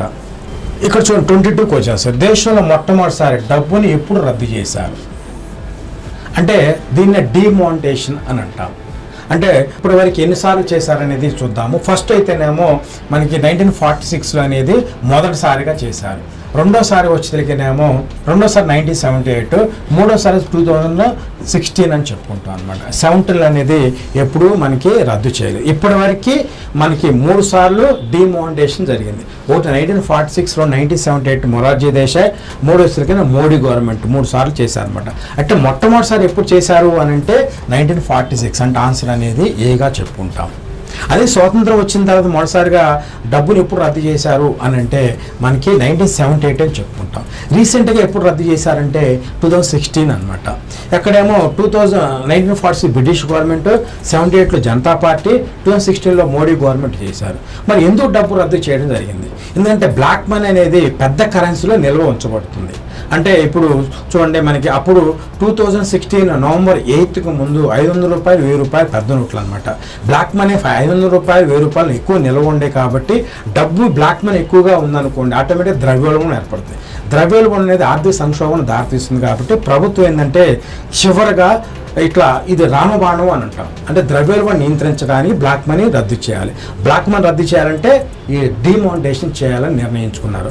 అందువల్ల డిమానిటైజేషన్ అనేది చివరి అవకాశంగా చెప్పుకుంటాం ద్రవ్యోల్బణం నియంత్రించడానికి. సో దీని మీద ఖచ్చితంగా మనం గుర్తుపెట్టుకోవాలి. చూడండి 2016 నవంబర్ 8న 100 రూపాయలు దాటిన ద్రవ్యాన్ని రద్దు చేశారు. అంటే కరెన్సీ అబోవ్ ది 100 రూపీస్. అంటే అప్పుడు మనకి చూడండి 500 రూపీస్ ఉంది, 1000 రూపీస్ ఉంది. 1000 రూపీస్ ఈ రెండింటిని రద్దు చేయటం అనేది జరిగింది. తర్వాత 2016 నవంబర్ 10న మళ్ళా కొత్త 500 రూపాయల కాగితము 2000 రూపాయల కాగితాన్ని నూతనంగా ప్రవేశపెట్టడం జరిగింది. ఇప్పుడు ఏది పెద్ద కరెన్సీ ఇండియాలో 100 రూపాయలు దాటిని అంటే పెద్ద కరెన్సీ ఏదంటే 500 రూపాయలు 2000 రూపాయలు అని చెప్పుకుంటాం. అయితే 2017 ఇక్కడ జూలై 25 అనమాట. జూలై 25న మనకి 200 రూపీస్ రీసెంట్గా ప్రవేశపెట్టడం అనేది జరిగింది. 23 చూడండి భారతదేశం నిరంతర ప్రణాళికను ఏ ప్రణాళిక మధ్య ప్రవేశపెట్టారు అని అంటే ఇక్కడ ABCD ఆన్సర్లో ఏ అనేది ఆన్సర్. 5-6 ప్రణాళిక మధ్య అనేది నిరంతర ప్రణాళికను ప్రవేశపెట్టారు. చూడండి మనకి 1974 to 79 అనేది మనకి 5th ప్లాన్ అని చెప్పుకుంటాం. 5th ప్లాన్ అనేది అయితే దీన్ని 78లోనే టర్మినేట్ చేయడం అనేది జరిగింది. దీని తర్వాత 1978 to 1980 కాలానికి మనకి నిరంతర ప్రణాళిక రూలింగ్ ప్లాన్స్ని ప్రవేశపెట్టడం జరిగింది. దీని తర్వాత ఇందిరాగాంధీ అధికారంలో వచ్చిన తర్వాత 1980లో మళ్ళా 6th ప్లాన్ని ప్రవేశపెట్టారు. అంటే 1980 to 85. సో ఇక్కడ ఆన్సర్ అనేది 5-6 ప్రణాళికల మధ్య ఏ అనేది ఆన్సర్గా చెప్పుకుంటాం. ఇక్కడ చూడండి మనకి స్థూల దేశ ఉత్పత్తి అనేది స్థూల జాతి ఉత్పత్తి కంటే ఎక్కువగా ఉంటుంది. అంటే ఏంటి అర్థము అంటే GDP greater than the GNP. ఎటువంటి సందర్భాల్లో అంటే gross domestic production is larger than the gross national production. అంటే GDP గ్రేటర్ దాన్ GNP అనేది ఏ సందర్భాల్లో ఉంటుంది అని క్వశ్చన్ అడిగాడు. మనం దీనికి ఆన్సర్ చెప్పాలి అని అంటే ఇక్కడ చూడండి, ఒకటి నికర కారక విదేశాదాయం రుణాత్మకంగా ఉన్నప్పుడు అని ఇచ్చాడు. రెండవ నికర కారక విదేశాదాయం ధనాత్మకంగా ఉన్నప్పుడు అని ఇచ్చాడు. నికర కారక విదేశాయం శూన్యంగా ఉన్నప్పుడు అని ఇచ్చాడు. సో పైవేవి కాదు. వీటిలో ఆన్సర్ వచ్చేసరికిన్నామో నికర కారక విదేశీ ఆదాయము రుణాత్మకంగా ఉన్నప్పుడు. అంటే దీన్ని when net factor income from abroad is a negative అనమాట. అంటే దీన్ని NFIA అనేది NFIA అంటాము. Net factor income from abroad అనేది మైనస్ అయినప్పుడు మాత్రమే GDP అనేది GNP కంటే ఎక్కువగా ఉంటుంది. ఇక్కడ చూడండి మనకి అభివృద్ధి చెందిన దేశాల్లో ఒక లక్షణం కనపడుతుంది. ఉదాహరణకి USA అంటే GNP greater than the GDP అని అంటాం. ఎటువంటి సందర్భాల్లో అంటే when NFIA plus ORR R greater than the P. R అంటే రిసిప్ట్ అంట, P అంటే పేమెంట్ అనమాట. రిసిప్ట్ అనేది పేమెంట్ కంటే ఎక్కువగా ఉన్నప్పుడు లేక NFI ప్లస్గా ఉన్నప్పుడు అనేది GNP అనేది GDP కంటే ఎక్కువగా ఉంటుంది. నెక్స్ట్ ఇండియా లాంటి అభివృద్ధి చెందుతున్న దేశాల్లో పరిస్థితి ఏంటనేది చూద్దాం. ఇక్కడ GNP less than the GDP అనమాట. అంటే ఎటువంటి సందర్భాల్లో అని అంటే వెన్ NFIA నెట్ ఫ్యాక్టర్ అంటే నికర కారక విదేశీ ఆదాయం అనేది వెన్ NFIA మైనస్ లేక R less than the P అయినప్పుడు. అంటే రిసిప్ట్ తక్కువగా ఉండి పేమెంట్ ఎక్కువగా ఉన్నప్పుడు NFI అనేది మైనస్లో ఉంటుంది. ఈ లక్షణం అభివృద్ధి చెందుతున్న దేశాలైనటువంటి ఇండియా లాంటి దేశాల్లో కనపడుతూ ఉంటుంది అనమాట. నెక్స్ట్ 3 దేశాలకి వెళ్ళామో ఇప్పుడు సపోజ్ ఆఫ్ఘనిస్తాన్ ఉంది. ఆఫ్ఘనిస్తాన్ చూడండి అక్కడైతేనేమో GNP is equal to GDP అని ఉంటుంది అనమాట. ఎప్పుడు అనంటే NFI అనేది 0 అయినప్పుడు అప్పుడే R is equal to P అనేది ఏర్పడుతుంది. ఇట్లా GDP GNP అనేది 3 లక్షణాలు కనపడతాయి అన్నమాట. అభివృద్ధి చెందిన దేశాల్లో ఎప్పుడు GNP ఎక్కువగా ఉంటుంది. కారణం ఏంటంటే వాళ్ళకి రిసిప్ట్లు ఎక్కువగా వస్తాయి కాబట్టి. అంటే receipt greater than the P అవుతుంది. అభివృద్ధి చెందుతున్నటువంటి దేశాలైనటువంటి భారతదేశంలో అక్కడ GNP less than the GDP ఉంటుంది. ఎందుకు అంటే ఎన్ఎఫ్ఐ మైనస్లో ఉంటుంది. అంటే రాబడుల కంటే పేమెంట్లు ఎక్కువగా ఉంటాయి కాబట్టి, అంటే R less than the P అనమాట. సో అట్లా మనం చెప్పుకుంటాం. నెక్స్ట్ ఆఫ్ఘనిస్తాన్ దేశం ఉంది, అది యుఎన్ఎస్ఓ సస్పెండ్ చేయబడింది. అక్కడ ఫైనాన్షియల్ శాంక్షన్స్ అనేది ఏర్పడ్డప్పుడు అంటే ఆ దేశం నుంచి బయటికి ఎవరు వెళ్లకుండా, బయట నుంచి ఆ దేశానికి ఎవరు పోకుండా నిబంధనలు ఏర్పాటు చేశారనుకోండి. అలాంటి సందర్భాల్లో వాళ్ళు రిసిప్ట్ పేమెంట్ ఉండవు కాబట్టి జిఎన్పి జీడిపి అని కనబడుతుంది. ఇట్లా 3 లక్షణాలు కనబడతాయి అన్నమాట. భారతదేశం అనేది అభివృద్ధి చెందుతున్న దేశము, భారతదేశంలో పేమెంట్లు ఎక్కువగా ఉంటే రిసిప్ట్ తక్కువగా ఉంటాయి కాబట్టి ఎన్ఎఫ్ఐ అనేది మైనస్లో ఉంటుంది. ఆ కారణంగా ఎప్పుడు మనకి GDP greater than the GNP అని అంటాం. ఉదాహరణకి 2021-22 బడ్జెట్ టెస్ట్ 2021-22 ఎకనామిక్ సర్వే ప్రకారం అంటే ప్రస్తుత ఆర్థిక సంవత్సరంలో మన భారతదేశంలో GDP greater than the GNP అనేది ఉంది. అంటే జీడిపి పరిస్థితికైనామో 232 అయితేనేమో, నెక్స్ట్ జిఎన్పి పరిస్థితికైనామో 230 lakh crores అని మనం చెప్పుకుంటాం అనమాట. ఇది కన్క్లూషన్. చూడండి, స్తంభన ద్రవ్యోల్బణం గురించి ఈ కింది వాటిలో ఏది సరైనది అన్నారు. స్తంభన ద్రవ్యోల్బణం స్టాగ్ఫ్లేషన్ అంటాం అనమాట. సో దీంట్లో మనకి ఆప్షన్స్ ఏంటనేది చూద్దాం. ఇక్కడ చూడండి, స్తంభన ద్రవ్యోల్బణం మరియు వృద్ధి రేటుకు మధ్య అనులోమ సంబంధం ఉంది అని అన్నారు. కానీ వాస్తవంగా విలోమ సంబంధం ఉంటుంది. ఈ స్టేట్మెంట్ రాంగ్ అనమాట. నెక్స్ట్ రెండో దశలకినేమో ద్రవ్యోల్బణం మరియు ఉపాధి మధ్య విలోమ సంబంధం ఉంటుంది. ఎస్, ఇది కరెక్ట్ అనమాట. నెక్స్ట్ మూడో దశలకినేమో ద్రవ్యోల్బణం మరియు ప్రతి ద్రవ్యోల్బణం కలిసి ఉంటాయి. ఇక్కడ కలిసి ఉండటం అనేది ఉండదు అనమాట. ఓకే, నెక్స్ట్ ద్రవ్యోల్బణం మరియు వృద్ధి రేటు మధ్య విలోమ సంబంధం ఉంటుంది. ఇది కాబట్టి బిడి అనేది స్టాగ్ఫ్లేషన్ సంబంధించినటువంటి స్టేట్మెంట్స్గా మనం భావిస్తాము. ఆన్సర్ వచ్చేసరికేమో బిడి అంటే ఆన్సర్ డి అనేది చెప్పుకున్నాం. 2 and 4 అంటే బి అండ్ డి అనేది కరెక్ట్గా చెప్పుకుంటాం. ఇక్కడ చూడండి, స్టాగ్ఫ్లేషన్ అంటే ఏంటో చూద్దాం. స్టాగ్ఫ్లేషన్ అంటే మనకి ద్రవ్యోల్బణం ఎక్కువగా ఉండి వృద్ధి రేటు తక్కువగా ఉండి మరి ఉపాధి తక్కువగా ఉండే స్థితిని మనం స్టాగ్ఫ్లేషన్ అంటాం. ఈ స్టాగ్ఫ్లేషన్ అనేది మనకి యుద్ధం ఏర్పడ్డప్పుడు లేక కరోనా లాంటి పెద్ద పెద్ద రోగాలు వచ్చినప్పుడు ఇటువంటి పరిస్థితి అనేది ఏర్పడుతుంది అనమాట. ఉదాహరణకి మనకు తీసుకుందాము, మనకి కరోనా కాలంలో ఏర్పడింది అని అంటే ద్రవ్యోల్బణం ఎక్కువగా ఉంది. ఉదాహరణకి మనకు హాస్పిటల్ తీసుకుందాం, అంబులెన్స్ చాలా కాస్ట్లీగా ఉన్నాయి. అంబులెన్స్ ప్రయాణం అనేది చాలా ఎక్కువ కాస్ట్లీగా ఉంది. హాస్పిటల్లో బెడ్లు దొరకలేదు. ఒకరోజు ఛార్జీ 50,000 వేశారు. దాన్నే ధరలు పెరగటం అని అంటాం. ఒక రంగంలో తీవ్రంగా ధరలు పెరిగాయి. ట్రాన్స్పోర్ట్ ఛార్జెస్ బాగా భారీగా పెరిగినాయి అనమాట. అంటే వాహనాలు అనేది అందుబాటులో లేకపోవటం వల్ల ధరలు పెరిగినాయి. తర్వాత మనకి టూరిజం కానీ, తర్వాతనేమో హోటల్స్, రెస్టారెంట్స్, ఎడ్యుకేషన్ సెక్టర్ మొత్తం క్లోజ్ చేయటం వల్ల వృద్ధి అనేది రేటు తగ్గిపోయింది అనమాట. అంటే ఆదాయం తగ్గిపోయింది. దీనివల్ల ఏమవుతుందంటే దాంట్లో పనిచేస్తున్న వాళ్ళు కూడా ఉపాధి కోల్పోవటం వల్ల ఉపాధి తగ్గిందని చెప్పడం. ఈ 3 లక్షణాలు అంటే ద్రవ్యోల్బణం ఉండటం. చూడండి, స్టాగ్ఫ్లేషన్ అంటే స్టాగ్ఫ్లేషన్లో ఇన్ఫ్లేషన్ అనేది పెరగటం మూలంగా. రెండో దశలకేమో వృద్ధి రేటు, దీన్ని గ్రోత్ రేటు అని అంటాం. గ్రోత్ రేటు అనేది తగ్గిపోవటము. తర్వాత ఎంప్లాయ్మెంట్ అంటే మనకి ఉపాధి అనేది తగ్గిపోవటం అన్నమాట. ఇక్కడ చూడండి, ద్రవ్యోల్బణం అనేది బాగా పెరిగింది భారతదేశంలో కరోనా కాలంలో. వృద్ధి రేట్ అనేది సపోజ్ మనకి 2020-21 ఆర్థిక సంవత్సరంలో అంటే కరోనా కాలంలో మనకి -7.2% అనేది మనకి వృద్ధి రేట్ అంటే అధికంగా రుణాత్మక వృద్ధి రేటు చోటు చేసుకుంది అనమాట. నెక్స్ట్ ఎంప్లాయ్మెంట్, ఎడ్యుకేషన్ సెక్టర్ కానీ, టూరిజం కానీ, హోటల్స్, రెస్టారెంట్స్లో పూర్తిగా ఎంప్లాయ్మెంట్ అనేది తగ్గిపోయింది అనమాట. కాబట్టి ఈ 3 లక్షణాలు ఉంటే దాన్నే స్టాగ్ఫ్లేషన్ అంటాం. ఇక్కడ చూడండి, మనకి ద్రవ్యోల్బణానికి వృద్ధి రేటుకి విలోమ సంబంధం ఉంటుంది. ఓకేనండి. నెక్స్ట్ ద్రవ్యోల్బణానికి ఎంప్లాయ్మెంట్కి కూడా విలోమ సంబంధం ఉంటుంది.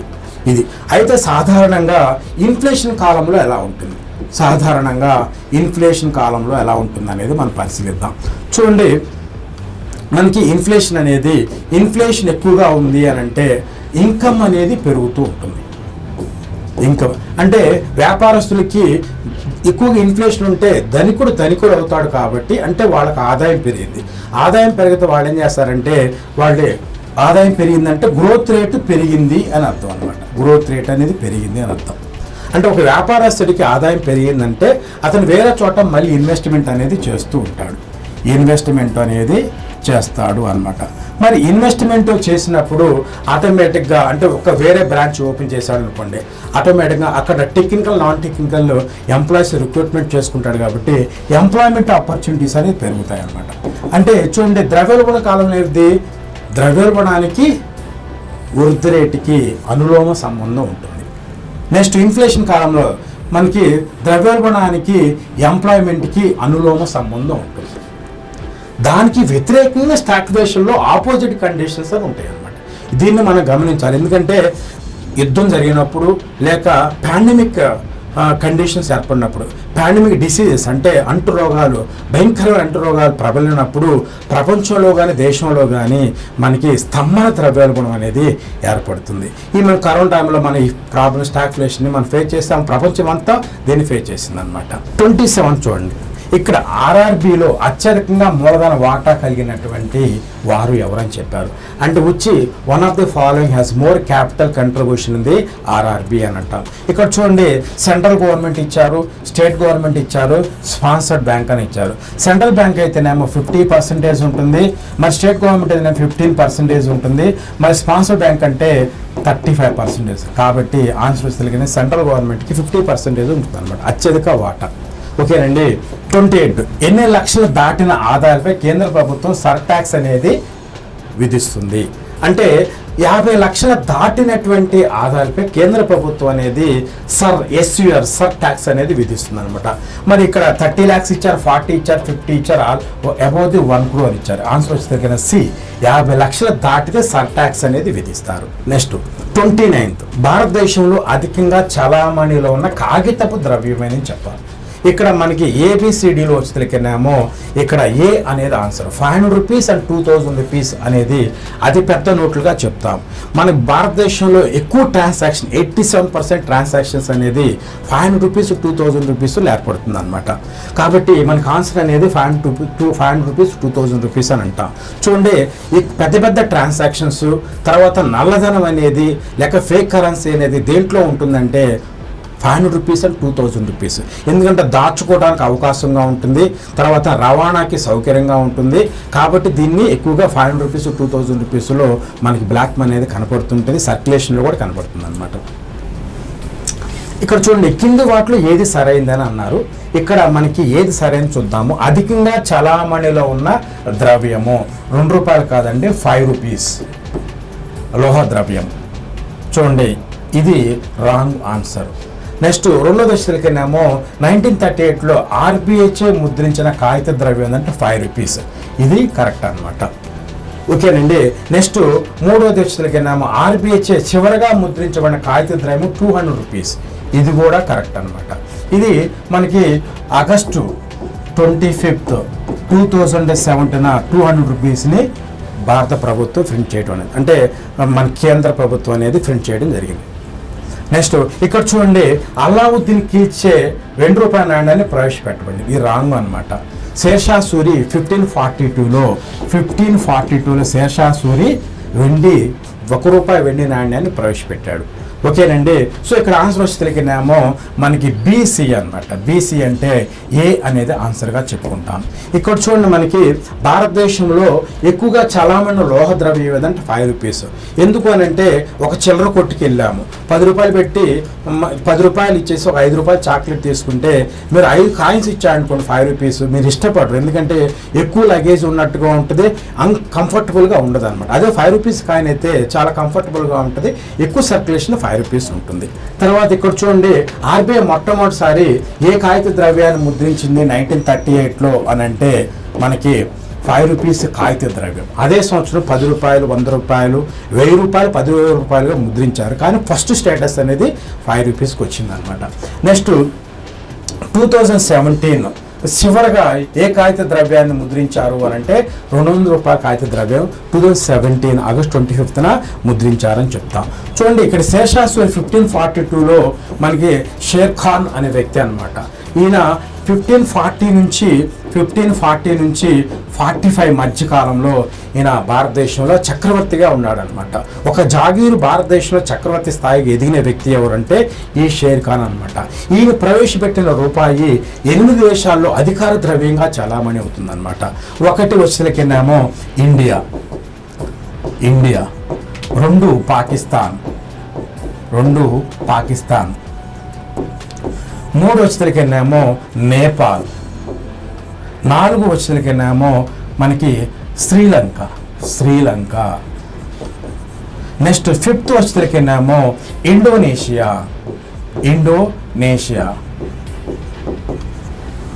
నెక్స్ట్ 6th మారిషస్, అది ఆఫ్రికా కాంటినెంట్కి చెందినటువంటి ఒక దేశం అన్నమాట. ఇది మడగాస్కర్కి దగ్గరగా ఉంటుంది. Next Maldives. 8 వచ్చేసరికినేమో సెల్షియస్, SEYCHELLES. ఇది కూడా ఆఫ్రికా కాంటినెంట్కి చెందినటువంటి దేశం అన్నమాట. ఇక్కడ భారతదేశంలో అంటే భారత కాంటినెంట్లో కాకుండా, ఇండియన్ సబ్ కాంటినెంట్లో కాకుండా ఆఫ్రికా చెందిన దేశాల్లో కూడా శేషాసూరు ప్రవేశపెట్టిన రూపాయి అనేది అధికార ద్రవ్యంగా చలామణి అవుతుంది అనమాట. సో అయినప్పటికీ ఇక్కడ చూడండి, ఇన్ని 8 దేశాల్లో చలామణి అవుతుంది. భారతదేశంలో రూపాయికి సింబల్ అనేది 2010లో ఏర్పడింది. డి ఉదయ్ కుమార్ అనే వ్యక్తి రూపాయికి సింబల్ని రూపొందించారు. ఇది సింబల్ అన్నమాట. సో 8 దేశాల్లో రూపాయి అనేది అధికార ద్రవ్యంగా చలామణి అవుతున్నప్పటికీ కేవలం భారతదేశంలో మాత్రమే రూపాయికి సింబల్ అనేది ఏర్పడింది. ఈ విషయాన్ని గుర్తుపెట్టుకోవాలి. ఎందుకనంటే ఇది చాలా ముఖ్యమైన బిట్ అనమాట. దీని మీద బిట్టు రావడానికి అవకాశం ఉందన్నమాట. ఇక్కడ చూడండి, మ్యాచ్ ద ఫాలోయింగ్, కింది వాటిని జతపరచండి అన్నారు. నీతి ఆయోగ్ 2015లో ఏర్పడింది. దీనికి మనకి డిప్యూటీ చైర్మన్ అంటే Suman Bery. Next NITI Aayog CEO chief executive officer వచ్చేసరికేమో పరమేశ్వరన్ అయ్యర్. నెక్స్ట్ నీతి ఆయోగ్ మనకి ఎక్స్ ఆఫీసర్ మెంబర్స్ అంటే పదవృత్య సభ్యులు అంటాం, రియల్ మెంబర్స్. మనకి నీతి ఆయోగ్ ఉందండి. నీతి ఆయోగ్లో చైర్మన్ ఉంటారు, డిప్యూటీ చైర్మన్ ఉంటారు, CEO ఉంటారు. నెక్స్ట్ మనకి పదవృత్య సభ్యులు, దీన్నే ఎక్స్ ఆఫీసర్ మెంబర్స్ అంటారు, రియల్ మెంబర్స్ ఆఫ్ ది నీతి ఆయోగ్ అనమాట. వాళ్ళలో సభ్యులు ఎవరంటే రాజ్నాథ్ సింగ్ అంటే డిఫెన్స్ మినిస్టర్ అనమాట. Next NITI Aayog special invitees, ప్రత్యేక ఆహ్వానితులు అనేది మనం చూద్దాం. దీనికి వచ్చేసరికినేమో పీయూష్ గోయల్. సో ఇక్కడ మనకి ఆన్సర్ వచ్చేసరికినేమో A1 అనేది ఆన్సర్. ఓకేనండి, 1 అనేది ఆన్సర్గా చెప్పుకుంటాం. ఓకేనండి. దీంతో పాటు ప్రత్యేక పదవిత్య సభ్యులు ఉంటారు, ప్రత్యేక ఆహ్వానితులు ఉంటారు, శాశ్వత సభ్యులు ఉంటారు. ఇలాంటి కొన్ని కాన్స్టిట్యూషన్ కొన్ని బాడీస్ అనేది దీంట్లో ఉంటాయి అన్నమాట. స్ట్రక్చర్, నీతి ఆయోగ్ స్ట్రక్చర్లో ఇట్లా మనకి కొన్ని బాడీస్ అనేది మనం గమనించవచ్చు. చూడండి, డిజిటల్ కరెన్సీని అధికారపూర్వకంగా ప్రవేశపెట్టినటువంటి దేశం ఏది అని మనం చెప్పుకున్నాం. చూడండి, అధికారపూర్వకంగా బెహమాస్ అనే దేశం అనేది ఇది అధికారపూర్వకంగా పూర్తి స్థాయిలో డిజిటల్ కరెన్సీని ప్రవేశపెట్టింది. సో దీని తర్వాత ఎల్ సాల్వడార్ కూడా అధికారపూర్వకంగా పూర్తి స్థాయిలో డిజిటల్ కరెన్సీని ప్రవేశపెట్టడం జరిగింది. అయితే భారతదేశంలో మనం చెప్పిన ఒక రూపాయిలో మాత్రమే డిజిటల్ కరెన్సీ 2022-23 బడ్జెట్ డెస్లో నిర్మలా సీతారామన్ ప్రకటించింది. చూడండి, Imperial Bank was nationalised by the central government on the recommendation of, అంటే ఏ కమిటీ సూచనల ప్రకారం ఇంపీరియల్ బ్యాంకుని కేంద్ర ప్రభుత్వం అనేది జాతీయ చేసింది అనేది మనం చూద్దాం. దీంట్లో వచ్చి రాజా చెల్లయ్య కమిటీ ఇచ్చారు, L K Jha committee, Gorwala, next Narasimha. So answer వచ్చేసరికేమో గోర్వాలా కమిటీ అనేది మనం చెప్పుకుంటాం. 3 అనేది మనం ఆన్సర్గా చెప్పుకుంటాం. ఇక్కడ చూడండి, మనకి రూపాయి మూల్యీకరణం ఏ సంవత్సరంలో అధికంగా చేశారు, అత్యధికంగా అన్నమాట.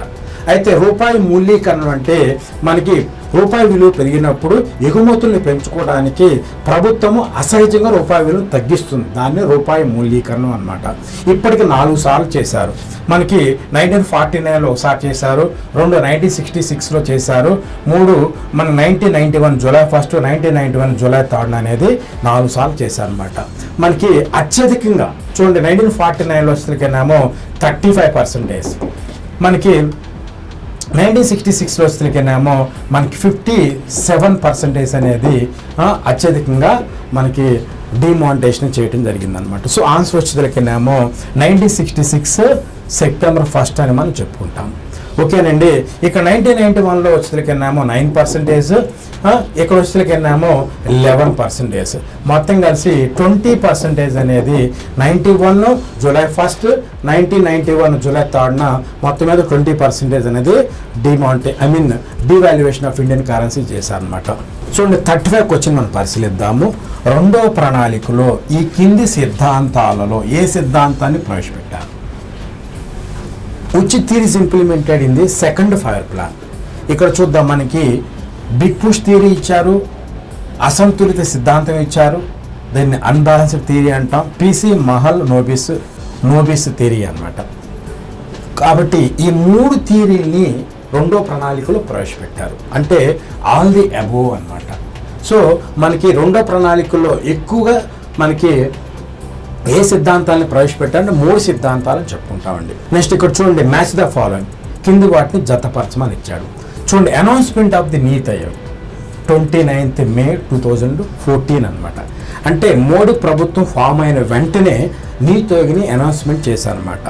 Next abolition of the planning commission 17th August 2014. ఓకేనండి.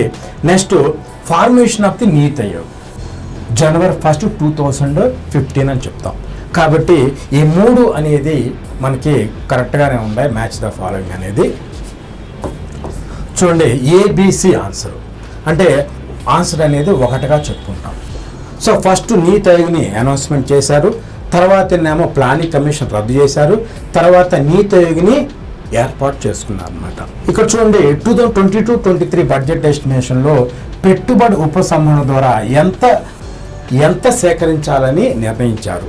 అంటే 22 అంటే ప్రజెంట్ బడ్జెట్ ఎస్టిమేషన్లో 65,000 crores-ని కలెక్ట్ చేయాలని వాళ్ళు టార్గెట్గా పెట్టుకున్నారు అనమాట. సో ఆన్సర్ వచ్చేసరికేమో ఒకటిగా చెప్పుకుంటాం, 65,000 crores. Answer is 1. ఇక్కడ చూడండి, ఏ ప్రణాళిక కాలంలో భారతదేశంలో LICని జాతీయం చేశారు? అంటే మనకి లైఫ్ ఇన్సూరెన్స్ కార్పొరేషన్ అనమాట. ఏ ప్లాన్లో అంటే మనకి సెకండ్ ప్లాన్ ఇచ్చారు, థర్డ్ ప్లాన్ ఇచ్చారు, తర్వాత 12th and 5th plan. Answer వచ్చేసరికేమో సెకండ్ 5 ప్లాన్ 1956లో దీన్ని మనకి LICని జాతీయం చేయడం జరిగింది. 22-23 బడ్జెట్ ఎస్టిమేషన్లో LICలో పెట్టుబడులు ఉపసంహరణ చేయాలని నిర్ణయించుకున్నారు అనమాట. సో దాంట్లో ఉన్న ఈక్విటీస్ని కొంత షేర్ల హోల్డర్ ద్వారా విక్రయించాలని నిర్ణయించారు. చూడండి, కింద వాటిని జతపరచమన్నారు. ఎక్కువగా విజయవంతమైన ప్రణాళిక అంటే టార్గెట్ కంటే ఎక్కువ వచ్చినాయి అనమాట. అత్యధికంగా వృద్ధి రేటు సాధించింది మనకి 1.8గా చెప్పుకుంటాము. తర్వాత తక్కువ వృద్ధి రేటు అంటే చాలా తక్కువ ఏది అంటే థర్డ్ ప్లాన్ అని చెప్పుకుంటాం అనమాట. థర్డ్ ప్లాన్ ఎందుకు అంటే ఇండో చైనా వార్ 1962లో ఏర్పడటం వల్ల మన ప్రభుత్వం ఎక్కువగా ఖర్చు పెట్టిన యుద్ధం కాలంలో, అందువల్ల ఆర్థికంగా చాలా నష్టపోయింది. అందువల్ల థర్డ్ ప్లాన్ అనేది ఫెయిల్ అయిపోయింది. దాని తర్వాత మనకి వార్షిక ప్రణాళికను భారతదేశంలో ప్రవేశపెట్టింది. ఎందుకంటే డబ్బు తక్కువగా ఉన్నాయి కాబట్టి నెక్స్ట్ మనకి 4th ప్లాన్ స్టార్ట్ చేయడానికి నిధులు లేవు కాబట్టి వార్షిక ప్రణాళిక ప్రవేశపెట్టారు. నెక్స్ట్ విజయవంతమైన ప్రణాళికలు 1, 5, 6, 7, 8 అనేది వాళ్ళు విజయవంతమైనవి, అంటే మనకి టార్గెట్ కంటే దాటిందనమాట. నెక్స్ట్ విఫలమైన ప్రణాళికలు టార్గెట్ కంటే తక్కువ వచ్చినటువంటి వృద్ధి రేట్లు అనమాట. 2, 3, 4, 9, 10, 11. సో ఆన్సర్ వచ్చేసరికేమో మనం ఒకటిగా చెప్పుకుంటాం ఆన్సర్ అనేది. నెక్స్ట్ నిర్మలా సీతారామన్ ఎప్పుడు మొదటిసారిగా డిజిటల్ బడ్జెట్ని ప్రవేశపెట్టింది? డిజిటల్ బడ్జెట్ అంటే ఇక్కడ ఆన్సర్ వచ్చేసరికేమో 4 అని చెప్పుకుంటాం. 2021-22 అనేది మొదట డిజిటల్ బడ్జెట్ అని చెప్పుకుంటాం. ఇప్పుడు ప్రజెంట్ 22-23 అనేది సెకండ్ డిజిటల్ బడ్జెట్. మొత్తమే నిర్మలా సీతారామన్ ఇప్పటివరకు ఈ సంవత్సరం 4th బడ్జెట్ అని చెప్పుకుంటాము. లాస్ట్ ఇయర్ ఫస్ట్ డిజిటల్, ఇది సెకండ్ డిజిటల్ బడ్జెట్ అని చెప్పుకుంటాం. ఇక్కడ చూడండి 41 స్వయం వృద్ధిని సాధించటం అంటే సెల్ఫ్ రిలయన్స్ సాధించటము, ఉపాధి కల్పన అంటే మనకి ఎంప్లాయ్మెంట్ జనరేషన్ పెంచుకోవటం, తర్వాత పేదరిక నిర్మూలన అంటే పేదరికాన్ని తగ్గించటం అనేది లక్ష్యంగా ప్రకటించినటువంటి లక్ష్యంగా పెట్టుకొని ఏర్పాటు చేసుకున్న ప్రణాళికలు మనం పరిశీలిద్దాం. వీటిలో వచ్చేసరికేనేమో ఆన్సర్ అనేది 3గా చెప్పుకుంటాం. 5-6 ప్రణాళికల్లో ఈ 3 లక్షణాలు లక్ష్యంగా పెట్టుకున్నాను అనమాట. ఇక్కడ చూడండి, 5వ ప్రణాళిక వచ్చిన పేదరికాన్ని నిర్మూలించడం లేక తగ్గించడం. 6th ప్లాన్ వచ్చేసరికేనేమో ఉపాధి కల్పన ఏర్పాటు చేసుకోవటం, అంటే అన్ఎంప్లాయ్మెంట్ తగ్గించి ఎంప్లాయ్మెంట్ పెంచుకోవటం అనేది అనమాట. చూడండి, మనకి 42 క్వశ్చన్ మనం పరిశీలిద్దాము. ఈ కింది వాటిలో ఏది పరిమాణాత్మక పరపతి నిమిత్తం సాధన కానిది అనమాట. అంటే find out the non quantitative care control devices అని అంటాం. ఇక్కడ చూడండి, ఆర్బీఐ చేతిలో పరపతి నియంత్రణ ఒక సాధన ఉంటుంది. దాంట్లో 2 భాగాలు ఉంటాయి. ఒకటి పరిమాణాత్మక పరపతి నియంత్రణ సాధనాలు, రెండోది గుణాత్మక పరపతి నియంత్రణ సాధనాలు. ఇప్పుడు పరిమాణాత్మక పరపతి నియంత్రణ సాధనాలు కానిది గుర్తించాలి. సిఆర్ఆర్ ఇది పరిమాణాత్మక పరపతి నియంత్రణ సాధనాల్లో ఒకటి. ఎస్ఎల్ఆర్ వాయిదా చెల్లింపులు అనేది మనకి క్వాంటిటేటివ్ పరిమాణాత్మక పరపతి నియంత్రణ సాధనాల్లో ఒకటి కానిది అన్నమాట. బ్యాంక్ రేటు కూడా మనకి క్వాంటిటేటివ్ కేర్ కంట్రోల్ డివైజెస్ అంటే పరిమాణ పరపతి నియంత్రణ సాధనాల్లో భాగం. ఆన్సర్ వచ్చేసరికేనేమో వాయిదా చెల్లింపులు అని అంటాం. అంటే ఇక్కడ పరిమాణ పరపతి నియంత్రణ సాధనాలు CRR, SLR, bank rate, repo rate, reverse repo rate, ఎంఎస్ఎఫ్ని మన పరిమాణాత్మక పరపతి నియంత్రణ సాధనాలు అని అంటాం. మరి గుణాత్మక పరపతి నియంత్రణ సాధనాలు అంటే ఏంది అంటే క్వాలిటేటివ్ క్రెడిట్ కంట్రోల్ డివైజెస్ ఏంటంటే ఇన్స్టాల్మెంటు, డౌన్ పేమెంట్స్ని మనకి ఇలాంటి వాటిని మనకి గుణాత్మక పరపతి నియంత్రణ సాధనాలు. వాటిలో భాగంగా ఇన్స్టాల్మెంట్స్ ఉందన్నమాట. ఇక్కడ చూడండి, ఇన్స్టాల్మెంట్కి ద్రవ్యోల్బణానికి ఎటువంటి సంబంధం ఉందంటే అనులోమ సంబంధం ఉంటుంది. పరిమాణాత్మక పరపతి నియంత్రణ సాధనాలు నెక్స్ట్ మనకి ద్రవ్యోల్బణానికి ఎప్పుడు విలోమ సంబంధం ఉంటుంది. కానీ ఇక్కడ వాయిదా చెల్లింపులైనటువంటి గుణాత్మక పరపతి నియంత్రణ సాధనానికి ద్రవ్యోల్బణానికి ఎప్పుడు అనులోమ సంబంధం ఉంటుంది. ఈ లక్షణం అనేది మనం తెలుసుకోవాలన్నమాట. ఇక్కడ చూడండి, ఈ కింది వాటిని జతపరచుము అని చెప్పారు. మ్యాచ్ ద ఫాలోయింగ్ అని చెప్పారు. ఏంటి అనేది మనం పరిశీలిద్దాం. ఇక్కడ చూడండి, రెవెన్యూ లోటు ఇచ్చారు, కోశ లోటు ఇచ్చారు, ప్రాథమిక లోటు ఇచ్చారు. మరి 2022-23 బడ్జెట్ ఎస్టిమేషన్ ప్రకారము మనకి revenue deficit, physical deficit, primary deficit ఎంత ఉందని చూద్దాం. రెవెన్యూ డెఫిసిట్ 3.8 అనమాట. అంటే జీడిపిలో రెవెన్యూ లోటు అనేది 3.8% ఉందన్నమాట. నెక్స్ట్ కోశ లోటు వచ్చేసరికేనేమో 6.4% అనేది ఉంది. అంటే జీడిపిలో ఈ కోశ లోటు 6.4% ఉంది. నెక్స్ట్ ప్రాథమిక లోటు అని 2.8%. ఆన్సర్ వచ్చేసరికేనేమో 1గా చెప్పుకుంటాం. ఇక్కడ చూడండి, మనకి రెవెన్యూ లోటు, రెవెన్యూ డెఫిసిట్ అంటే ఏంటంటే revenue expenditure minus revenue income అని చెప్పుకుంటాం. ఓకేనండి. మనకి నెక్స్ట్ ఫిజికల్ డెఫిసిట్ ఉందనుకోండి. ఫిజికల్ డెఫిసిట్ అంటే ఏంది? Total expenditure minus total income అని చెప్పుకుంటాం. టోటల్ ఇన్కమ్లో రుణాలు సేకరణ అనేది కలపకూడదు. రుణాల సేకరణ అనేది కలపకూడదు అన్నమాట. నెక్స్ట్ ప్రైమరీ డెఫిసిట్ అంటే ఏంది? అంటే physical deficit minus interest payment చేసాం అనుకోండి, ప్రైమరీ డెఫిసిట్ వస్తుంది. అంటే దాన్ని ప్రాథమిక లోటు అని అంటాం. ఇక్కడ చూడండి, మనకి ఫిజికల్ డెఫిసిట్ అనేది greater than the revenue deficit, revenue deficit greater than the primary deficit అని చెప్తాం. అంటే భారతదేశంలో ఎక్కువ డెఫిసిట్ ఏది ఉంది, ఏది లోటు ఎక్కువగా ఉందంటే మనకు కోశ లోటు, తక్కువగా ఉన్నటువంటి లోటు ఏదంటే ప్రాథమిక లోటు అనమాట. సో ఇట్లా మనకి వీటి మీద ఇది 22-23 బడ్జెట్ సంబంధించినటువంటి లోట్లు అనమాట, డెఫిసిట్స్. వీటి మీద కూడా క్వశ్చన్స్ రావడానికి అవకాశం ఉంటుంది. ఇది జాగ్రత్తగా మీరు చూసుకోండి. ఇక్కడ చూడండి, ఈ క్రింది వాటిని జతపరచమని మ్యాచ్ ద ఫాలోయింగ్. ఇక్కడ ఆర్బీఐ బోర్డ్ ఆఫ్ డైరెక్టర్స్ ఇచ్చారు, ఇటు పక్కనేమో ఎంతమంది సభ్యులు అనేది ఇచ్చారనమాట. ఇక్కడ చూడండి, అధికార ప్రతినిధులు అఫీషియల్ బోర్డ్ ఆఫ్ డైరెక్టర్స్ అని 5 ఉంటారు అనమాట, 5 ఉంటారు. తర్వాత అనధికార ప్రతినిధులు అన్అఫీషియల్ బోర్డ్ ఆఫ్ డైరెక్టర్స్ 16 మంది ఉంటారు. తర్వాత కేంద్ర ప్రతినిధిగా ఇద్దరు నియమించబడతారు. వివిధ రంగాల్లో నిపుణులు అంటే స్కిల్ ఇన్ వేరియస్ ఫీల్డ్, వివిధ రంగాల్లో నైపుణ్యత కలవారిని 10 మందిని చేస్తారు.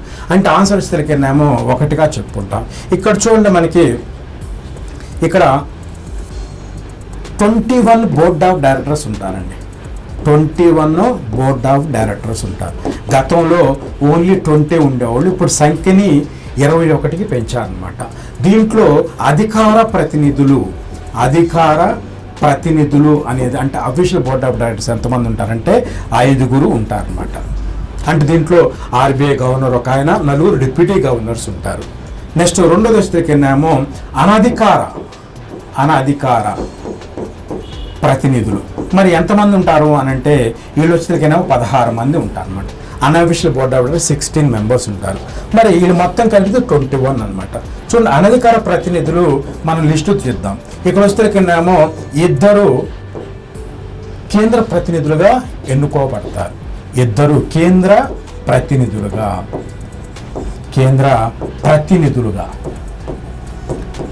అంటే government 2 persons are appointed as the government representatives. తర్వాత 4 సభ్యుల్ని ఆర్బీఐకి 4 జోనల్ ఆఫీసర్స్ ఉన్నాయి.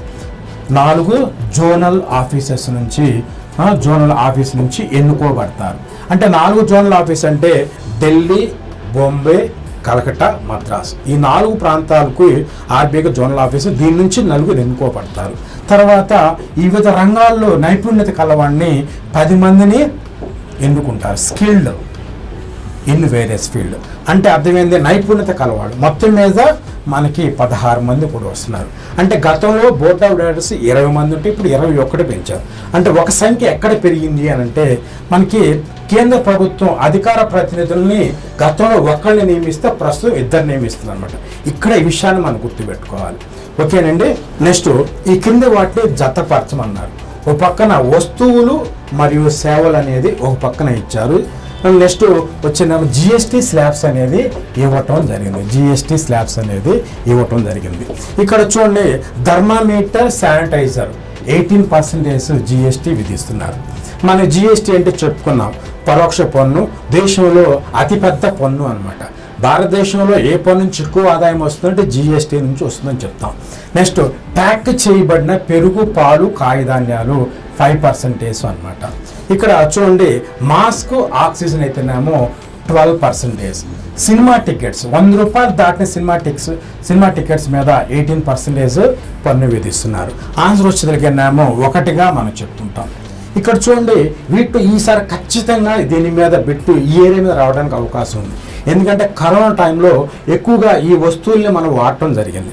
ఇక్కడ చూడండి, థర్మామీటర్, శానిటైజర్ చాలా ఇంపార్టెంట్. దాని మీద 18% పన్ను విధిస్తున్నారు. ఓకేనండి. నెక్స్ట్ ప్యాక్ చేయబడిన పెరుగు, పాలు, కాయధాన్యాలు అంటే కాయధాన్యాలని సెరల్స్ అని అంటాం. కాయధాన్యాలని సెరల్స్ లేక సిరియల్స్ అని అంటాం.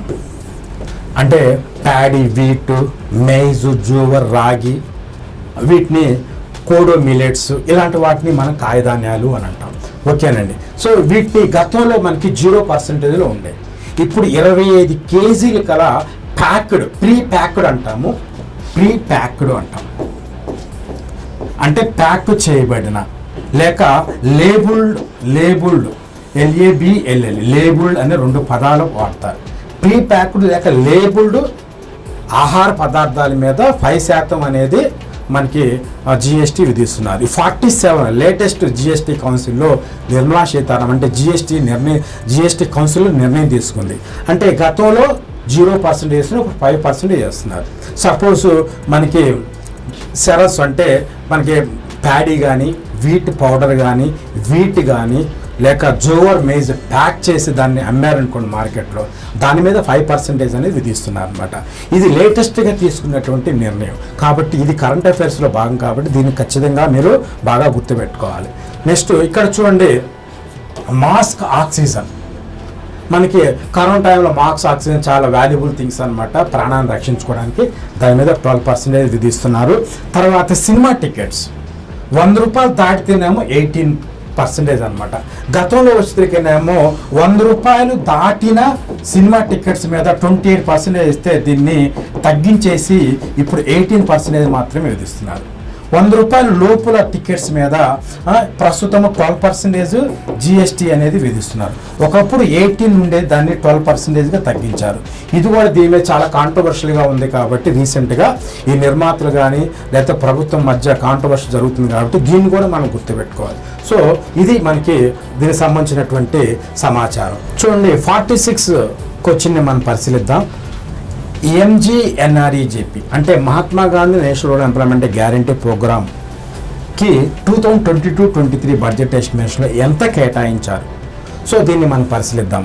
ఇక్కడ ఆన్సర్ వచ్చేసరికినేమో ఒకటి 83,000 crores ఇచ్చారు, రెండు 73,000 crores ఇచ్చారు, ఇంకోటి 98,000 crores, లాస్ట్ వన్ వచ్చేసరికినేమో 1 lakh crores. అయితే ఆన్సర్ వచ్చేసరికినేమో 73,000 crores అలాట్మెంట్ చేశారు. ఇండియాలో లార్జెస్ట్ ఏషియా లార్జెస్ట్ ప్రోగ్రామ్ ఏది అని అంటే Mahatma Gandhi National Rural Employment Guarantee Programme. ఇది 2005లో ఏర్పడింది, చట్టబద్ధత ఏర్పడింది. దీనికి పార్లమెంట్ చట్టం చేశారు. తర్వాత 2006 నుంచి ఇది అమల్లోకి వచ్చింది అనమాట.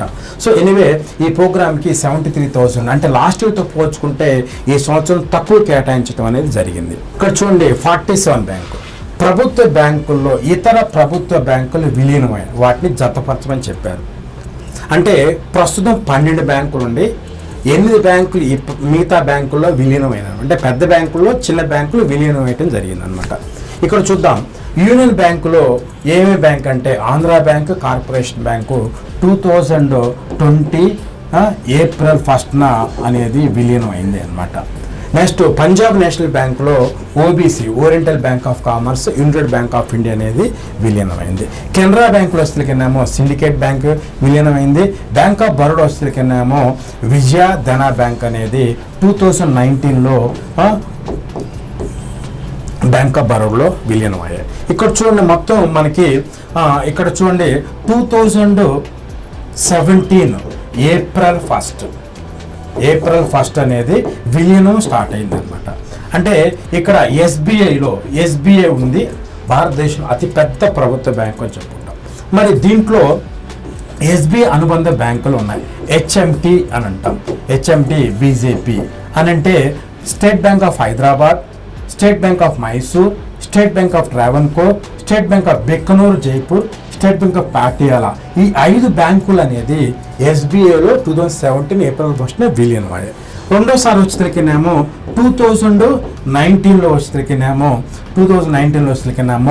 మనకి బ్యాంక్ ఆఫ్ బరోడాలో విజయ ధన బ్యాంక్ అనేది విజయ మరియు ధన బ్యాంక్ అనేది విలీనమైంది. 2020 ఏప్రిల్ 1కి ఏమైందనంటే 2020 ఏప్రిల్ 1కి వచ్చేసరికినేమో మనకి ఇండియన్ బ్యాంకులో అలహాబాద్ బ్యాంక్ అనేది విలీనమైంది. కాబట్టి మొత్తం ప్రభుత్వ బ్యాంకులు 12 ఉన్నాయి. సో ఇట్లా సూచించినటువంటి 6 బ్యాంకుల్లో 8 బ్యాంకులు విలీనమయ్యాయి. ఓకేనండి. కాబట్టి వీటిని మనం చాలా బాగా గుర్తుపెట్టుకోవాలి. సో వీటి మీద క్వశ్చన్ రావడానికి కూడా అవకాశం ఉంది. ఓకేనండి. ఈ టేబుల్ మీరు కరెక్ట్గా రాసుకొని మీరు స్టడీ చేస్తే మంచిగా మార్కులు రావడానికి అవకాశం ఉంది. ఇక్కడ చూడండి ఎఫ్డిఐ లిమిట్ అనేది ఇన్సూరెన్స్ సెక్టార్లో ఎఫ్డిఐ లిమిట్ ఎంత శాతానికి పెంచారు? ఆన్సర్ వచ్చేసరికినేమో 74, ఒకటి ఆన్సర్ అనమాట. అంటే 49% ఉండేది నిర్మలా సీతారామన్ 22-23 బడ్జెట్ ఎస్టిమేషన్లో దీన్ని 74%కి పెంచారు అనమాట. నెక్స్ట్ 1991 ఆర్థిక సంస్కరణలో భాగంగా మొదటగా ఏర్పడిన ప్రైవేట్ బ్యాంకును గుర్తించండి అని చెప్పారు. మనకి 1991 తర్వాత ఏర్పడ్డ మొదటి బ్యాంక్ ఏది అని అంటే UTI, United Trust of India bank February 2, 1994లో ఏర్పడింది. దాని తర్వాత ఇండస్ ఇండ్ బ్యాంక్ అనేది ఏప్రిల్ 2, 1994లో ఏర్పడింది అనమాట. సో ఇక్కడ ఆన్సర్ వచ్చేసరికినేమో ఒకటిగా చెప్పుకుంటాం. అంటే ఆర్థిక సంవత్సరం 1991లో ఏర్పడ్డప్పటికీ ప్రైవేట్ బ్యాంకులు మొదటగా ఏర్పడింది ఏంటంటే యూటీఐ అని చెప్పుకోవాలి. దాని తర్వాత ఇండస్ బ్యాంక్, తర్వాత మిగతా ఐసిఐసిఐ బ్యాంక్ కానీ హెచ్డిఎఫ్సి బ్యాంక్ కానీ ఏర్పడ్డాయి. నెక్స్ట్ ఇక్కడ చూడండి 5th MPC monetary policy committee, దీన్ని ద్రవ్య విధాన కమిటీ అంటాం. ఇది 2016లో ఏర్పడింది. అంటే దీన్ని చైర్మన్గా ఎవరు ఉంటారు అంటే ఎవరు నియమించబడతారు అంటే మనకి ఆన్సర్ వచ్చేసరికినేమో డి శక్తికాంత్ దాస్ అనమాట. అంటే ఆర్బీఐ గవర్నరు ఎంపీసీ చైర్మన్గా నియమించబడతారు. ఎంపీసీ చైర్మన్ ఆయనకి ద్వంద్వ ఓటు ఉంటుంది. అంటే మనకి పాలసీ మేకింగ్లో నిర్ణయాలు తీసుకునేటప్పుడు టై ఏర్పడింది అనుకోండి, ఆటోమేటిక్గా ఎంపీసీ చైర్మన్కి ద్వంద్వ ఓటు ఉంటుంది, రెండో ఓటు ఉంటుంది అనమాట. దాన్నే క్యాస్టింగ్ ఓట్ అంటాం, దాన్నే డబుల్ ఓటింగ్ అంటాం. Thank you for all of you.